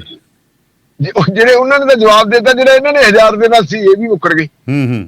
ਇਹ ਵੀ ਦੇਣ ਨੂੰ ਤਿਆਰੀ ਨਹੀਂ, ਮਾੜੀਆਂ ਮੋਟੀਆਂ ਅੱਖਾਂ ਪੂਝ ਦਿੰਦੇ ਤੇ ਫਿਰ ਕਿਸਾਨਾਂ ਨੂੰ ਕਹਿਣ ਜੋਗਰੇ ਹੁੰਦੇ, ਲਓ ਭਾਈ ਇਹਨਾਂ ਕੀ ਹੈ ਜੀ ਜੀ, ਇਹਦੇ ਨਾਲ ਹੀ ਸਾਥ ਲਓ ਤੁਸੀਂ। ਹੁਣ ਅਸੀਂ ਕੀ ਕਰੀਏ, ਕੇਂਦਰ ਨਹੀਂ ਦਿੰਦਾ, ਕਿਸਾਨਾਂ ਨੂੰ ਵੀ ਚਿੜ ਚੜਦੀ ਹੈ ਵੀ ਤੁਸੀਂ ਕਰਦੇ ਕੀ ਹੋ। ਇੱਕ ਪਾਸੇ ਤਾਂ ਅੰਦੋਲਨ ਵਾਲੀ ਗੱਲ ਹੈ, ਦੂਜੇ ਪਾਸੇ ਕੁਝ ਕਿਸਾਨ ਜਿਹੜੇ ਹੈਗੇ ਆ ਉਹ ਡੈਪੂਟੇਸ਼ਨ ਲੈ ਕੇ ਵਫਦ ਲੈ ਕੇ ਜਾਂਦੇ ਆ ਅਫਸਰਾਂ ਕੋਲੇ ਜੀ। ਗੁਰਦਾਸਪੁਰ ਜ਼ਿਲ੍ਹੇ ਦੇ ਵਿੱਚ ਕਿਸਾਨ ਜਿਹੜੇ ਹੈਗੇ ਆ ਜੀ ਉਹ ਵਫਦ ਲੈ ਕੇ, ਇੱਕ ਵੱਡਾ ਵਫਦ ਲੈ ਕੇ ਡਿਪਟੀ ਕਮਿਸ਼ਨਰ ਨੂੰ ਮਿਲ ਜਾਂਦੇ ਆ। ਕਹਿੰਦੇ ਵੀ ਸ਼੍ਰੀਮਾਨ ਜੀ ਆਹ ਕੀ ਕਰਤਾ, ਸਾਡੇ ਜਿਹੜੇ ਖੇਤੀਬਾੜੀ ਮੰਤਰੀ ਆ ਸਰਦਾਰ ਕੁਲਦੀਪ ਸਿੰਘ ਧਾਲੀਵਾਲ ਜੀ, ਜਿਹੜੇ ਬਿਲੋਂਗ ਵੀ ਮਾਝੇ ਨੂੰ ਕਰਦੇ ਆ, ਉਹਨਾਂ ਨੇ ਕਹਿਤਾ ਸੀ ਜੀ ਜੋ ਮਰਜ਼ੀ ਹੋ ਜੇ, ਅਸੀਂ ਕਿਸਾਨਾਂ ਦੇ ਖਾਤਿਆਂ ਦੇ ਵਿੱਚ, ਮਾਲ ਦੇ ਖਾਤਿਆਂ ਦੇ ਵਿੱਚ ਕੋਈ ਰੈਡ ਐਂਟਰੀ ਨਹੀਂ ਕਰਾਂਗੇ। ਕਹਿੰਦੇ ਯਾਰ ਰੈਡ ਐਂਟਰੀਆਂ ਤਾਂ ਹੋ ਹੀ ਜਾਂਦੀਆਂ, ਹੁਣ ਤੁਸੀਂ ਇਹਦੇ ਬਾਰੇ ਦੱਸੋ ਕੀ ਹੈ। ਤੇ ਉਹ ਡਿਪਟੀ ਕਮਿਸ਼ਨਰ ਵੀ ਅੱਕਿਆ ਬੈਠਾ ਸੀ ਵਿਚਾਰਾ, ਕਰੇ ਕੀ, ਕਿਉਂਕਿ ਥੱਲੇੋਂ ਕਿਸਾਨ ਡਾਂਗਾ ਚੱਕੀ ਫਿਰਦੇ ਆ, ਉੱਪਰੋਂ ਸਰਕਾਰ ਚੱਕੀ ਫਿਰਦੀ, ਸਰਕਾਰ ਥੋੜੇ ਚੱਕੀ ਫਿਰਦੀ ਆ ਵੀ ਸਿਰ ਤੇ ਮਾਰਾਂਗੇ ਜੇ ਇਹ ਕੰਮ ਨਾ ਕੀਤਾ। ਉਹ ਕਹਿੰਦਾ ਲਓ ਵੀ ਭਰਾਵੋ ਤੁਸੀਂ ਆ ਗਏ ਹੋ, ਤੁਸੀਂ ਹੋ ਕਿਸਾਨ, ਚਾਹੇ ਤਾਂ ਮੈਨੂੰ ਕੁੱਟੋ ਤੇ ਚਾਹੇ ਮੇਰੇ ਪਟਵਾਰੀਆਂ ਨੂੰ ਕੁੱਟ ਲਓ, ਜੋ ਮਰਜ਼ੀ ਆ ਕਰ ਲਓ, ਤੁਸੀਂ ਆਹ ਕੰਮ ਤਾਂ ਸਾਨੂੰ ਕਰਨਾ ਹੀ ਪੈਣਾ। ਮੈਨੂੰ ਲਾਲ ਐਂਟਰੀਆਂ ਦਾ ਭਰਾਵੋ ਪੈਣਗੀਆਂ। ਅੱਛਾ, ਇਹਦਾ ਹੁਣ ਤੁਸੀਂ ਦੇਖੋ, ਹੁਣ ਇਹ ਗੱਲ ਹੈ ਜੀ, ਇਹਦੇ ਤੇ ਹੁਣ ਹੋਊਗਾ ਮੁਕਾਬਲਾ ਕਿਸਾਨਾਂ ਦਾ ਤੇ ਸਰਕਾਰ ਦਾ ਜੀ। ਸਰਕਾਰ ਇਹਦੇ ਕੀ ਕਰਦੀ ਹੈ, ਵੈਸੇ ਕੱਲ ਭਗਵੰਤ ਸਿੰਘ ਮਾਨ ਹੋਰਾਂ ਨੇ ਗੱਲ ਕਹੀ ਸੀ ਕਿ ਕਿਸਾਨਾਂ ਨਾਲ ਜਿਹੜੀ ਗੱਲਬਾਤ ਹੋਈ ਵੀ ਹੈ, ਮੰਗਾਂ ਤਾਂ ਉਹਨਾਂ ਦੀਆਂ ਕਹਿੰਦੇ ਜੀ ਮਾਨੀ ਲੱਗੀਆਂ ਸੀ ਸਾਰੀਆਂ, ਗੱਲ ਲਾਗੂ ਕਰਨ ਵਾਲੀ ਹੈ, ਚਲੋ ਅਗਲੇ ਦਿਨਾਂ 'ਚ ਲਾਗੂ ਵੀ ਕਰ ਦਿਆਂਗੇ। ਉਧਰਲੇ ਪਾਸੇ ਕੱਲ ਜਿਹੜਾ ਮਾਨ ਸਾਹਿਬ ਦੀ ਕੋਠੀ ਦੇ ਸਾਹਮਣੇ ਧਰਨਾ ਲੱਗਿਆ, ਉਸ ਧਰਨੇ ਦੀ ਕਮਾਂਡ ਕੱਲ ਸਾਰੀ ਬੀਬੀਆਂ ਕੋਲੇ ਸੀ। ਅੱਛਾ ਜੀ। ਲੰਗਰ ਪਾਣੀ ਤੋਂ ਲੈ ਕੇ ਸਟੇਜ ਵੀ ਬੀਬੀਆਂ ਨੇ ਕੰਡਕਟ ਕੀਤੀ, ਭਾਸ਼ਣਕਾਰ ਵੀ ਬੀਬੀਆਂ, ਤੇ ਜਿਵੇਂ ਟਿਕਰੀ ਦੇ ਫਾਰਮ ਦੇ ਆਪਣਾ ਟਿਕਰੀ ਦੇ ਬਾਰਡਰ ਦੇ ਉੱਤੇ ਹੁੰਦੀ ਸੀ ਜਾਂ ਸਿੰਘੂ ਬਾਰਡਰ ਤੇ ਹੁੰਦੀ ਸੀ, ਬੀਬੀਆਂ ਨੇ ਸਟੇਜ ਚਲਾਈ, ਬੀਬੀਆਂ ਹੀ ਬੋਲਣ ਵਾਲੀਆਂ, ਬੀਬੀਆਂ ਹੀ ਮੰਚ ਸੰਚਾਲਕ, ਰੋਟੀ ਪਾਣੀ ਸਾਰਾ ਕੁਝ ਕੀਤਾ। ਤੇ ਹੁਣ ਬੀਬੀਆਂ ਨੇ ਕਹਿਤਾ ਜੀ ਅਸੀਂ ਮਹਾਰੈਲੀ ਕਰਨੀ ਹੈ, ਬੀਬੀਆਂ ਵੱਲੋਂ ਹੋਣੀ ਹੈ ਮਹਾਰੈਲੀ ਅਗਲੇ ਦਿਨਾਂ 'ਚ। ਉੱਥੇ ਇੱਕ ਸਪੀਕਰ ਜਿਹੜੀ ਹੈ, ਇੱਕ ਸਪੋਕਸਪਰਸਨ ਜਿਹੜੀ ਬੀਬੀ ਬੋਲਦੀ ਸੀ, ਉਹਨੇ ਕਿਹਾ ਜੀ ਅਕਤੂਬਰ ਮਹੀਨੇ ਦੇ ਵਿੱਚ ਇੱਕ ਮੀਟਿੰਗ ਹੋਈ ਸੀ ਜੀ। ਸੌਰੀ, ਪਿਛਲੇ ਮਹੀਨੇ 'ਚ, ਅਕਤੂਬਰ ਤਾਂ ਹੁਣ ਚੱਲ ਹੀ ਰਿਹਾ ਸਤੰਬਰ, ਪਿਛਲੇ ਮਹੀਨੇ ਦੇ ਵਿੱਚ ਇੱਕ ਮੀਟਿੰਗ ਹੋਈ ਸੀ ਮਾਨ ਸਾਹਿਬ ਦੇ ਨਾਲ, ਤੇ ਮਾਨ ਸਾਹਿਬ ਨੇ ਬਹੁਤ ਸਾਰੀਆਂ ਮੰਗਾਂ ਮੰਨ ਲਈਆਂ ਸੀ, ਐਲਾਨ ਕਰਤਾ ਸੀ ਜੀ। ਪਰ ਉਹ ਐਲਾਨ ਜਿਹੜਾ ਹੈ ਕਾਗਜ਼ਾਂ 'ਚ ਐਲਾਨ ਹੈ, ਉਹਦੇ ਤੇ ਅਮਲ ਨਹੀਂ ਹੋਇਆ। ਤੇ ਜਿੰਨੀ ਦੇਰ ਅਮਲ ਨਹੀਂ ਹੁੰਦਾ ਜੀ, ਸਾਡਾ ਤਾਂ ਇਹ ਸਿਲਸਿਲਾ ਉਵੇਂ ਰਹੂਗਾ। ਤੇ ਉਸ ਅਮਲ ਦੇ ਵਿੱਚ ਜਿਹੜੀ ਇੱਕ ਸਭ ਤੋਂ ਵੱਡੀ ਮੰਗ ਹੈ ਜੀ, ਉਹ ਸਭ ਤੋਂ ਵੱਡੀ ਮੰਗ ਆਹੀ ਹੈ ਕਿ ਪਰਾਲੀ ਦਾ ਕੋਈ ਇੰਤਜ਼ਾਮ ਕਰੋ। ਅਰਦਾਨੇ ਵਾਲੀਆਂ ਸਭ ਯਾਦ ਰੱਖੋ, ਕਈ ਲੋਕ ਕਹਿੰਦੇ ਹੋਣਗੇ ਵੀ ਇਹ ਜਾਣ ਕੇ ਨਾ ਕਿਸਾਨਾਂ ਨੂੰ ਚਿੜਚੜੀ ਵੀ ਹੈ, ਉਹ ਜਾਣ ਕੇ ਗਾਣ ਆਉਂਦੇ ਹੈ। ਕਿਸਾਨ ਜਿਹੜੇ ਹੈਗੇ ਆ, ਖੇਤੀ ਵਿਗਿਆਨੀ ਵੀ ਨਾਲ ਹੈਗੇ। ਕਿਸਾਨਾਂ ਨੂੰ ਇਸ ਗੱਲ ਦਾ ਪਤਾ ਹੈ ਕਿ ਜੇ ਅਸੀਂ ਲਾਵਾਂਗੇ ਅੱਗ ਪਰਾਲੀ ਨੂੰ ਤੇ ਇਹਦੇ ਨਾਲ ਮਿੱਤਰ ਕੀੜੇ ਆ ਜਿਹੜੇ ਉਹ ਮਰਦੇ ਆ ਜੀ, ਮਰਨਗੇ ਤੇ ਉਹ ਨੁਕਸਾਨ ਉਹਨਾਂ ਦਾ ਹੋਣਾ। ਢਿੱਲੋਂ ਸਾਹਿਬ, ਦੋ ਤਿੰਨ ਮਜਬੂਰੀਆਂ ਹੋ ਗਈਆਂ। ਇੱਕ ਤਾਂ ਤੁਸੀਂ ਲੇਟ ਕਰਨ ਲੱਗ ਪਏ, ਅੱਗੇ ਇਸ ਰੁੱਤ ਦੇ ਵਿੱਚ ਝੋਨਾ ਤੁਹਾਨੂੰ ਮੈਂ ਦੱਸ ਦਿੰਦਾ ਸਤੰਬਰ ਦੇ ਅੱਧ ਦੇ ਵਿੱਚ ਨਿਬੜ ਜਾਂਦਾ ਸੀ, ਧੁੱਪ ਹੁੰਦੀ ਸੀ, ਪਰਾਲੀ ਸਾਂਭੀ ਜਾਂਦੀ ਸੀ, ਅੱਗ ਲਾਉਣ ਦੀ ਲੋੜ ਨਹੀਂ ਪੈਂਦੀ ਸੀ, ਠੀਕ ਹੈ, ਲੋਕ ਵੀ ਲੈ ਜਾਂਦੇ ਸੀ। ਹੁਣ 20 ਅਕਤੂਬਰ ਤੋਂ ਤਾਂ ਕਣਕ ਦੀ ਬਿਜਾਈ ਸ਼ੁਰੂ ਹੈ ਜੀ, ਜੇ ਯੂਨੀਵਰਸਿਟੀ ਦੀ ਗੱਲ ਮੰਨੀਏ, ਠੀਕ ਹੈ। ਹਜੇ ਝੋਨਾ ਅੱਧੇ ਤੋਂ ਵੱਧ ਖੇਤਾਂ 'ਚ ਖੜਾ ਹੈ। ਉਦੋਂ ਬਾਅਦ ਕੀ ਕਹਿੰਦੇ, ਕਦੋਂ ਜ਼ਮੀਨ ਵਾਹੀ, ਕਦੋਂ ਕੀਤਾ, ਤੇ ਮਹੀਨਾ ਤੁਸੀਂ ਵੀ ਸਿਆਣੇ, ਅੱਗੇ ਸਿਆਲਾਂ ਦੀ ਰੁੱਤ ਆ ਗਈ, 20 ਦਿਨ ਤਾਂ 72 ਨਹੀਂ ਆਉਂਦੀ ਜੀ। ਤੇ ਉਹ ਚੀਜ਼ਾਂ ਬੜੀਆਂ ਆ ਗਈਆਂ ਨਾ, ਜਾਂ ਤਾਂ ਤੁਸੀਂ ਪਹਿਲਾਂ 15 ਦਿਨ ਪਹਿਲਾਂ ਕਰ ਦਿਓ, ਜੱਬ ਵੀ ਮੁੱਕ ਜੂਗਾ। ਇੱਕ ਪਾਸੇ ਪਾਣੀ ਵੀ ਬਚਾਉਣਾ, ਇੱਕ ਪਾਸੇ ਉਹ ਵੀ ਕਰਨਾ ਜੀ। ਹਾਂ, ਬਿਲਕੁਲ ਸਹੀ ਹੈ ਤੁਹਾਡੀ, ਇਹ ਵੀ ਗੱਲਾਂ ਨੇ। ਹਾਂਜੀ। ਹਾਂ। ਬਿਲਕੁਲ ਇਹ ਤਾਂ ਇਹ ਡੀਸੀ ਸੀਗਾ ਗੁਰਦਾਸਪੁਰ ਵਾਲਾ, ਇਹਦਾ ਹਾਲ ਹੈ ਇਹ ਤਾਂ ਪਟਵਾਰੀਆਂ, ਉਹ ਤਾਂ ਕਹਿੰਦੇ ਮੇਰੇ ਦੂਜੇ ਪਟਵਾਰੀਆਂ ਦਾ ਕੀ ਬਣੂਗਾ, ਗੱਲ ਤਾਂ ਇਹੀ ਆ। ਹਾਂ ਬਿਲਕੁਲ ਇਹੀ ਤਾਂ ਕਹਿੰਦੇ ਨੇ ਵੀ ਜੇ ਵਰਜੇ ਕਰ ਲਓ ਸਾਡਾ ਬਣੂਗਾ ਕੀ। ਕੱਲ ਨੂੰ ਪਟਵਾਰੀਆਂ ਨੇ ਹੜਤਾਲ ਕਰ ਦੇਣੀ ਹੈ। ਹਾਂ ਉਹ ਬਹਿ ਜਾਣਗੇ, ਕੁੱਟਣ ਮਾਰਨ ਵਾਲੀ ਗੱਲ। ਅੱਛਾ ਕਿਸਾਨ ਵੀ, ਤੁਹਾਨੂੰ ਪਤਾ ਵੀ ਕਿਸਾਨ ਵੀ ਰਹਿਮਦਿਲ ਹੁੰਦੇ ਹੈ। ਜਦੋਂ ਜ਼ਿਲ੍ਹੇ ਦਾ ਸਭ ਤੋਂ ਵੱਡਾ ਅਫਸਰ ਕਹਿੰਦਾ ਯਾਰ ਮੈਨੂੰ ਕੁੱਟ ਲੋ, ਹੁਣ ਉਹ ਵਿਚਾਰੇ ਕੀ ਕਰਨ, ਨਾ ਤਾਂ ਉਹ ਕਹਿੰਦੇ ਜੀ ਕੁੱਟਾਂਗੇ। ਨਿਮੋਚੀ ਨੁਚਾਣੇ ਦੇ ਹੋ ਕੇ ਵਿਚਾਰੇ ਉਹ ਮੁੜਾਏ, ਉਹਨਾਂ ਨੇ ਵੀ ਉਹਦੇ ਕੋਈ ਪ੍ਰਤੀਕਰਮ ਹੀ ਨਹੀਂ ਦਿੱਤਾ। ਬਾਅਦ ਦੇ ਵਿੱਚ ਪੱਤਰਕਾਰਾਂ ਨੇ ਆਪਾਂ ਕਹੀਏ ਵੀ ਉਹਨਾਂ ਨੂੰ ਪੁੱਛਿਆ ਹੋਵੇ ਤੁਸੀਂ ਦੱਸੋ ਜੀ ਕੀ ਕਹਿਣਾ, ਉਹਨੂੰ ਦੱਸਣ ਕੀ, ਕਿਉਂਕਿ ਉਹ ਵੀ ਸਮਝਦੇ ਆ ਕਿ ਇਹ ਬੰਦੇ ਜਿਹੜੇ ਹੈਗੇ ਆ ਆਮ ਘਰਾਂ ਦੇ ਵਿੱਚੋਂ ਆਏ ਆ, ਚਲੋ ਪੜ੍ਹਾਈ ਲਿਖਾਈ ਕਰ ਲਈ, IAS ਕਰ ਲਈ, ਇਹ ਬਣ ਗਏ ਐ, ਅਫਸਰ ਬਣ ਗਏ ਜੀ। ਤੇ ਜਿਹੜੀ ਇਹ ਕਿਉਂਕਿ ਸਕੰਜੇ ਦੇ ਵਿੱਚ ਆਏ ਹੋਏ ਐ, ਇੱਕ ਪਾਸੇ ਸਰਕਾਰ ਹੈ ਤੇ ਦੂਜੇ ਪਾਸੇ ਕਿਸਾਨ ਹੈ। ਬੰਦੇ ਨੇ ਗੱਲ ਤਾਂ ਕਲੀਅਰ ਕੱਟ ਦੱਸਤੀ ਨਾ ਵੀ ਮੇਰੇ ਬਸ ਦਾ ਰੋਗ ਨਹੀਂ ਭਰਾਵੋ, ਜੋ ਮਰਜ਼ੀ ਹੈ ਕੁੱਟ ਹੀ ਸਕਦੇ ਤੁਸੀਂ, ਹੋਰ ਕੀ ਕਰੋਗੇ, ਮੈਂ ਕੁੱਟ ਖਾ ਲੂੰਗਾ। ਜੀ ਸੋ ਇਹ ਚੀਜ਼ਾਂ ਨੇ। ਤੇ ਹੁਣ ਆਪਾਂ ਗੱਲ ਕਰੀਏ ਬਾਦਲ ਸਾਹਿਬ ਹੋਰਾਂ ਦੇ, ਕੱਲ ਫਿਰ ਪੁੱਛ ਗਿੱਛ ਲਈ ਗਏ, SIT ਕੀ ਨਿਕਲਿਆ, ਕੀ ਪਾਇਆ, ਜੇ ਡਿਟੇਲ ਆ ਗਈ ਸਾਰੀ। ਦੇਖੋ ਗੱਲ ਇਹ ਵੀ ਬਾਦਲ ਸਾਹਿਬ ਨੂੰ ਜਦੋਂ ਪੁੱਛਗਿੱਛ ਕਰਕੇ ਆਏ ED ਵਾਲੇ, ਆਪਣੀ SIT ਵਾਲੇ, ਸਪੈਸ਼ਲ ਇਨਵੈਸਟੀਗੇਸ਼ਨ ਟੀਮ ਵਾਲੇ, ਉਸ ਤੋਂ ਬਾਅਦ ਦੋ ਬਿਆਨ ਆਉਂਦੇ ਹੈ ਜੀ। ਇੱਕ ਤਾਂ ਅਕਾਲੀ ਦਲ ਦੀ ਜਿਹੜੀ ਹੈਗੀ ਆ ਆਫੀਸ਼ੀਅਲ ਸਟੇਟਮੈਂਟ ਆਉਂਦੀ ਹੈ, ਉਹ ਕਹਿੰਦੇ ਜੀ ਜਾਂਚ ਦਾ ਸਿਆਸੀਕਰਨ ਕੀਤਾ ਜਾ ਰਿਹਾ ਹੈ ਜੀ। ਜਿਹੜਾ ਕੁਝ ਪਹਿਲਾਂ ਕਹਿੰਦੇ ਕਾਂਗਰਸ ਪਾਰਟੀ ਕਰਦੀ ਰਹੀ ਹੈ, ਉਹੀ ਆਮ ਆਦਮੀ ਪਾਰਟੀ ਵਾਲੇ ਕਰੀ ਜਾਂਦੇ ਆ। ਫੋਕੀ ਸ਼ੋਹਰਤ ਹਾਸਲ ਕਰਨਾ ਚਾਹੁੰਦੇ ਹੈ ਕਿ ਲਓ ਜੀ ਪ੍ਰਕਾਸ਼ ਸਿੰਘ ਬਾਦਲ ਨੂੰ ਅਸੀਂ ਗ੍ਰਿਲ ਕਰ ਲਿਆ, ਇਹਦੀ ਪੁੱਛਗਿੱਛ ਕੀਤੀ ਹੈ, ਪਹਿਲਾਂ ਸੁਖਬੀਰ ਸਿੰਘ ਬਾਦਲ ਦੀ ਵੀ ਕੀਤੀ ਸੀ ਜੀ। ਦੂਜਾ ਬਾਦਲ ਸਾਹਿਬ ਦਾ ਬਿਆਨ ਵੀ ਹੈ। ਬਾਦਲ ਸਾਹਿਬ ਬਾਰੇ ਆਪਾਂ ਜਾਣਦੇ ਹਾਂ ਕਿ ਉਮਰ ਕਾਫੀ ਹੈ, ਸਿਆਣੀ ਉਮਰ ਹੈ ਜੀ, ਔਰ ਉਹ ਨਾਸਾਜ ਵੀ ਰਹਿੰਦੀ ਹੈ। ਉਹਨਾਂ ਦੀ ਜਿਹੜੀ ਏਜ, ਆਪਣੀ ਸਿਹਤ ਹੈ, ਪਿਛਲੇ ਦਿਨਾਂ ਦੇ ਵਿੱਚ ਉਹਨਾਂ ਨੂੰ PGI ਦੇ ਵਿੱਚ ਐਡਮਿਟ ਵੀ ਕਰਵਾਇਆ ਗਿਆ ਸੀ, ਡਾਕਟਰਾਂ ਨੇ ਉਹਨਾਂ ਦਾ ਇਲਾਜ ਕੀਤਾ। ਹੁਣ ਵੀ ਜੀ ਉਹ ਬਾਲਾਸਰ ਦੀ ਬਜਾਏ ਜਾਂ ਬਾਦਲ ਪਿੰਡ ਦੀ ਬਜਾਏ ਇਸ ਵੇਲੇ ਚੰਡੀਗੜ੍ਹ ਜਿਹੜੀ ਸੈਕਟਰ 9 ਦੀ ਕੋਠੀ ਹੈ ਉੱਥੇ ਹੈ ਜੀ, ਔਰ ਉੱਥੇ ਵੀ ਡਾਕਟਰਾਂ ਦੀ ਜੇਰੇ ਨਿਗਰਾਨੀ ਹੈ। ਤੇ ਹਾਲਤ ਦਾਨੇਵਾਲੀਆ ਸਾਹਿਬ ਉਹ ਇੰਨੀ ਪਤਲੀ ਹੈ, ਕਹਿੰਦੇ ਵੀ ਇੱਕ ਵਾਰੀ ਤਾਂ ਹਾਲਾਤ ਇਹ ਬਣ ਗਏ ਸੀ ਕਿ ਬਾਦਲ ਸਾਹਿਬ ਨੂੰ ਖੜਾ ਕਰਨ ਵਾਸਤੇ ਸਹਾਰੇ ਦੀ ਲੋੜ ਪੈਂਦੀ ਹੈ। ਜੇ ਉਹਨਾਂ ਨੂੰ ਮਤਲਬ ਬੈੱਡ ਦੇ ਵਿੱਚੋਂ ਉੱਠਣਾ, ਆਪਣੇ ਬੰਦੇ ਨੇ ਜਾਣਾ, ਇਧਰ ਉਧਰ ਜਾਣਾ ਹੈ, ਤੇ ਉਹਨੂੰ ਰੋਕ ਕੇ ਵੀ ਭਾਈ ਤੁਸੀਂ ਰੋਕ ਦਿਓ ਤੇ ਆਪਾਂ ਆਹ ਗੱਲ ਕਰ ਲਈਏ, ਇਹ ਹਾਲਤ ਬਣੀ ਗਈ ਹੈ ਜੀ। ਤੇ ਇਹਦੇ ਬਾਵਜੂਦ ਉਹਨਾਂ ਨੇ ਕਿਹਾ ਵੀ ਦੇਖੋ ਜੀ ਮੈਂ ਕਾਨੂੰਨ ਨੂੰ ਮੰਨਣ ਵਾਲਾ ਬੰਦਾ, ਮੈਂ ਪਾਸੇ ਆਸੇ ਕਿਤੇ ਨਹੀਂ ਜਾਣਾ, ਜਦੋਂ ਵੀ ਮੈਨੂੰ ਬੁਲਾਉਣਗੇ ਭਾਈ ਮੈਂ ਉਦੋਂ ਕਹੂੰਗਾ। ਅੱਜ ਮੈਂ ਸਾਰੀ ਗੱਲਬਾਤ ਜਿਹੜੀ ਇਹਨਾਂ ਨੇ ਮੈਨੂੰ ਸਵਾਲ ਪੁੱਛਿਆ, ਮੈਂ ਇਹਨਾਂ ਸਵਾਲਾਂ ਦੇ ਦਿੱਤੇ ਆ ਜਵਾਬ, ਤੇ ਹੁਣ ਇਦੋਂ ਬਾਅਦ ਜੋ ਕੁਝ ਪੁੱਛਣਗੇ ਮੈਂ ਉਹਦੇ ਤੇ ਹਾਜ਼ਰ ਹਾਂ, ਇਹ ਗੱਲ ਕਹਿਤੀ। ਅਜੇ ਤੱਕ ਸਪੈਸ਼ਲ ਇਨਵੈਸਟੀਗੇਸ਼ਨ ਟੀਮ ਵਾਲਿਆਂ ਨੇ ਕੋਈ ਗੱਲ ਨਹੀਂ ਦੱਸੀ ਅੱਛਾ ਜੀ ਕਿ ਜੀ ਅਸੀਂ ਪੁੱਛਗਿੱਛ ਕੀ ਕੀਤੀ ਹੈ। ਮੈਂ ਤੁਹਾਨੂੰ ਪਤਾ ਵੀ ਅੱਜ ਬਾਹਰ ਆ, ਅੱਜ ਵੀ ਮੈਂ ਪੁਲਿਸ ਹੈਡਕੁਆਟਰ ਦੇ ਵਿੱਚ ਗੇੜਾ ਮਾਰ ਕੇ ਆਇਆ, ਉੱਥੇ ਕੁਝ ਅਫਸਰਾਂ ਨੂੰ ਮਿਲਣਾ ਸੀ ਜੀ। ਤੇ ਅਫਸਰਾਂ ਦੇ ਜਿਹੜੇ ਹੈ ਜੀ, ਜਿਹੜੇ ਸਪੈਸ਼ਲ ਇਨਵੈਸਟੀਗੇਸ਼ਨ ਟੀਮ ਦੇ ਵਿੱਚ ਸ਼ਾਮਲ ਉਹਨਾਂ ਦੇ ਵਿੱਚੋਂ ਕੋਈ ਅਫਸਰ ਗੈਰ ਮੌਜੂਦ ਸੀ ਜੀ। ਜਾਣਕਾਰੀ ਮਿਲੀ ਹੈ ਵੀ ਉਹ ਬਾਦਲ ਸਾਹਿਬ ਦੀ ਕੋਠੀ ਫੇਰ ਹੈ। ਕੱਲ ਵੀ ਅਫਸਰਾਂ ਨੇ ਗੱਲ ਕਹਿਤੀ ਸੀ ਜੀ ਬਾਦਲ ਸਾਹਿਬ ਨੂੰ ਜਿੰਨੇ ਅਸੀਂ ਸਵਾਲ ਕੀਤੇ ਆ, ਇਹਨਾਂ ਸਵਾਲਾਂ ਦਾ ਵਿਸ਼ਲੇਸ਼ਣ ਕਰਾਂਗੇ, ਵਿਸ਼ਲੇਸ਼ਣ ਕਰਨ ਤੋਂ ਬਾਅਦ ਜੇ ਲੋੜ ਪਈ ਤਾਂ ਦੁਬਾਰਾ ਸਵਾਲ ਫੇਰ ਪੁੱਛਾਂਗੇ, ਤੇ ਅੱਜ ਸਵਾਲ ਪੁੱਛ ਰਹੇ ਹੈ ਜੀ। ਹੁਣ ਵੇਖਣ ਵਾਲੀ ਗੱਲ ਇਹ ਹੈ ਕਿ ਇਹ ਮਾਮਲਾ ਸ਼ੁਰੂ ਕਿੱਥੋਂ ਹੈ, ਇਹ ਤਫਤੀਸ਼ ਕਿਹੜੀ ਹੈ, ਇਹ ਜਾਂਚ ਕਿਹੜੀ ਹੈ, ਇਨਕੁਆਇਰੀ ਕਿਹੜੀ ਹੈ, ਕਿਉਂਕਿ ਕੁੱਲ ਮਿਲਾ ਕੇ ਘਟਨਾਵਾਂ ਕਾਫੀ ਹੋਈਆਂ ਵੀ ਜੀ। ਇੱਕ ਤਾਂ ਗੁਰੂ ਗ੍ਰੰਥ ਸਾਹਿਬ ਦੀ ਬੇਅਦਬੀ ਦੀਆਂ ਘਟਨਾਵਾਂ ਜਿਹਦੀ ਸ਼ੁਰੂਆਤ ਹੁੰਦੀ ਹੈ ਜਦੋਂ ਗੁਰੂ ਗ੍ਰੰਥ ਸਾਹਿਬ ਦਾ ਸਰੂਪ ਚੋਰੀ ਹੁੰਦਾ ਹੈ ਇੱਕ ਗੁਰੂ ਘਰ ਚੋਂ, ਇੱਕ ਪਿੰਡ ਦੇ ਵਿੱਚੋਂ। ਦੂਜਾ ਪੜਾਅ ਉਦੋਂ ਆਉਂਦਾ ਹੈ ਜਦੋਂ ਇਸ਼ਤਿਹਾਰ ਲਾਏ ਜਾਂਦੇ ਆ ਕੰਧਾਂ ਦੇ ਉੱਤੇ ਤੇ ਚੁਣੌਤੀ ਦਿੱਤੀ ਜਾਂਦੀ ਹੈ ਕਿ ਗੁਰੂ ਤੁਹਾਡਾ ਸਾਡੇ ਕਬਜ਼ੇ 'ਚ ਹੈ ਤੇ ਲੈ ਜਾਓ, ਜੇ ਪਹੁੰਚ ਦੇ ਵਿੱਚ ਹੈ, ਪਹੁੰਚ ਹੈਗੀ ਹੈ ਤਾਂ ਆ ਕੇ ਛਡਾ ਕੇ ਲੈ ਜਾਓ, ਇਨਾਮ ਵੀ ਲੈ ਲਿਓ। ਇੱਥੋਂ ਤੱਕ ਗੱਲਾਂ ਕਹਿਤੀਆਂ ਸੀ। ਜਦੋਂ ਫਿਰ ਵੀ ਸਿੱਖਾਂ ਨੇ ਮਤਲਬ ਜਿਹੜੇ ਹੈਗੇ ਆ ਉਹ ਬਿਲਕੁਲ ਸ਼ਾਂਤ ਰਹੇ ਆ, ਚਲੋ ਮਾੜਾ ਮੋਟਾ ਜਿਹੜੀਆਂ ਵਿਰੋਧ ਗੱਲ ਕਰਦੇ ਰਹੇ ਜੀ ਆਹ ਹੋ ਗਿਆ ਆਹ ਹੋ ਗਿਆ, ਲੇਕਿਨ ਉਹ ਕਿਤੇ ਵਾਇਲੈਂਟਰੀ ਹੋਈ। ਇਹ ਦੇਖੋ ਤੁਸੀਂ ਸਾਰੇ ਅੰਦੋਲਨ ਦੇ ਵਿੱਚ ਗੁਰੂ ਗ੍ਰੰਥ ਸਾਹਿਬ ਦੀ ਬੇਅਦਬੀ ਹੋ ਜਾਣੀ ਤੇ ਫਿਰ ਵੀ ਸ਼ਾਂਤੀਪੂਰਵਕ ਰਹਿਣਾ, ਇਹ ਬਹੁਤ ਵੱਡੀ ਗੱਲ ਹੈ, ਛੋਟੀ ਗੱਲ ਨਹੀਂ ਹੈ। ਜਜ਼ਬਾਤ ਕਿੰਨੇ ਭੜਕ ਸਕਦੇ ਆ ਇਸ ਮਾਮਲੇ ਤੋਂ ਜੀ। ਤੇ ਜਦੋਂ ਅਖੀਰ ਅੰਤ ਹੋ ਗਿਆ ਵੀ ਗੁਰੂ ਸਾਹਿਬ ਦੇ ਅੰਗ ਜਿਹੜੇ ਹੈਗੇ ਗਲੀਆਂ 'ਚ ਚਲਾ ਕੇ ਮਾਰੇ, ਸੁੱਟੇ, ਔਰ ਉਹ ਨਾਲੀਆਂ 'ਚ ਰੁਲਦੇ ਰਹੇ, ਤੇ ਉਹ ਜਮਾ ਸਿਖਰ ਸੀ ਜੀ। ਉਹਦੇ ਬਾਵਜੂਦ ਵੀ ਦਾਨੇਵਾਲੀਆ ਸਾਹਿਬ ਉੱਥੇ ਉਹ ਲੋਕ ਬੈਠੇ, ਉੱਠ ਕੇ ਸਤਨਾਮ ਵਾਹਿਗੁਰੂ ਕੀਤਾ ਜੀ। ਗੁਰੂ ਘਰ ਦੇ ਵਿੱਚ ਜਾ ਕੇ ਉਹਨਾਂ ਨੇ ਪਾਲਕੀ ਸਾਹਿਬ ਲਿਆਂਦੀ, ਪਾਲਕੀ ਸਾਹਿਬ ਲਿਆ ਕੇ ਫਿਰ ਉਹਨਾਂ ਨੇ ਉਹਦੇ ਵਿੱਚ ਅੰਗ ਰੱਖੇ ਤੇ ਉਹਨੂੰ ਬਿਲਕੁਲ ਸਤਿਕਾਰ ਦੇ ਨਾਲ ਕੋਟਕਪੂਰਾ ਲੈ ਕੇ ਚਲੇ ਗਏ, ਧਰਨੇ ਤੇ ਬਹਿ ਗਏ ਜੀ। ਹੁਣ ਇਹ ਜਿਹੜੇ ਤਿੰਨ ਪਹਿਲੇ ਕੇਸ ਆਏ, ਜਿਵੇਂ ਹੋਣਾ, ਇਸ਼ਤਿਹਾਰ ਲਾਉਣੇ ਔਰ ਅੰਗਾਂ ਦਾ, ਇਹ ਜਿਹੜੀ ਹੈਗੀ ਹੈ ਜਾਂਚ CBI ਕੋਲੇ ਚਲੀ ਗਈ ਸੀ ਜੀ। CBI ਕੋਲੇ ਜਾਂਚ ਪ੍ਰਕਾਸ਼ ਸਿੰਘ ਬਾਦਲ ਹੋਰਾਂ ਨੇ ਉਦੋਂ ਦਿੱਤੀ ਸੀ ਜਦੋਂ ਉਹਨਾਂ ਦੀ ਸਰਕਾਰ ਹੁੰਦੀ ਸੀ। ਉਸ ਤੋਂ ਬਾਅਦ ਫਿਰ ਇੱਕ ਹੋਰ ਪੜਾਅ ਆਉਂਦਾ ਹੈ। ਉਹ ਪੜਾਅ ਆਉਂਦਾ ਹੈ ਜਦੋਂ ਕੈਪਟਨ ਅਮਰਿੰਦਰ ਸਿੰਘ ਦੀ ਸਰਕਾਰ ਬਣਦੀ ਹੈ ਤੇ ਇੱਕੇ ਤੋਂ ਪਹਿਲਾਂ ਬਾਦਲ ਸਾਹਿਬ ਨੇ ਕਮਿਸ਼ਨ ਬਣਾਇਆ ਸੀ, ਜੋਰਾ ਸਿੰਘ ਕਮਿਸ਼ਨ। ਜੋਰਾ ਸਿੰਘ ਕਮਿਸ਼ਨ ਨੇ ਆਪਣੀ ਜਾਂਚ ਵੀ ਕਰ ਲਈ ਸੀ, ਜਾਂਚ ਕਰਕੇ ਰਿਪੋਰਟ ਸਰਕਾਰ ਨੂੰ ਦੇਣ ਵਾਸਤੇ ਗਏ ਸੀ ਤੇ ਸਰਕਾਰ ਦਾ ਕੋਈ ਬੰਦਾ ਰਿਪੋਰਟ ਲੈਣ ਵਾਸਤੇ ਨਹੀਂ ਆਇਆ ਜੀ।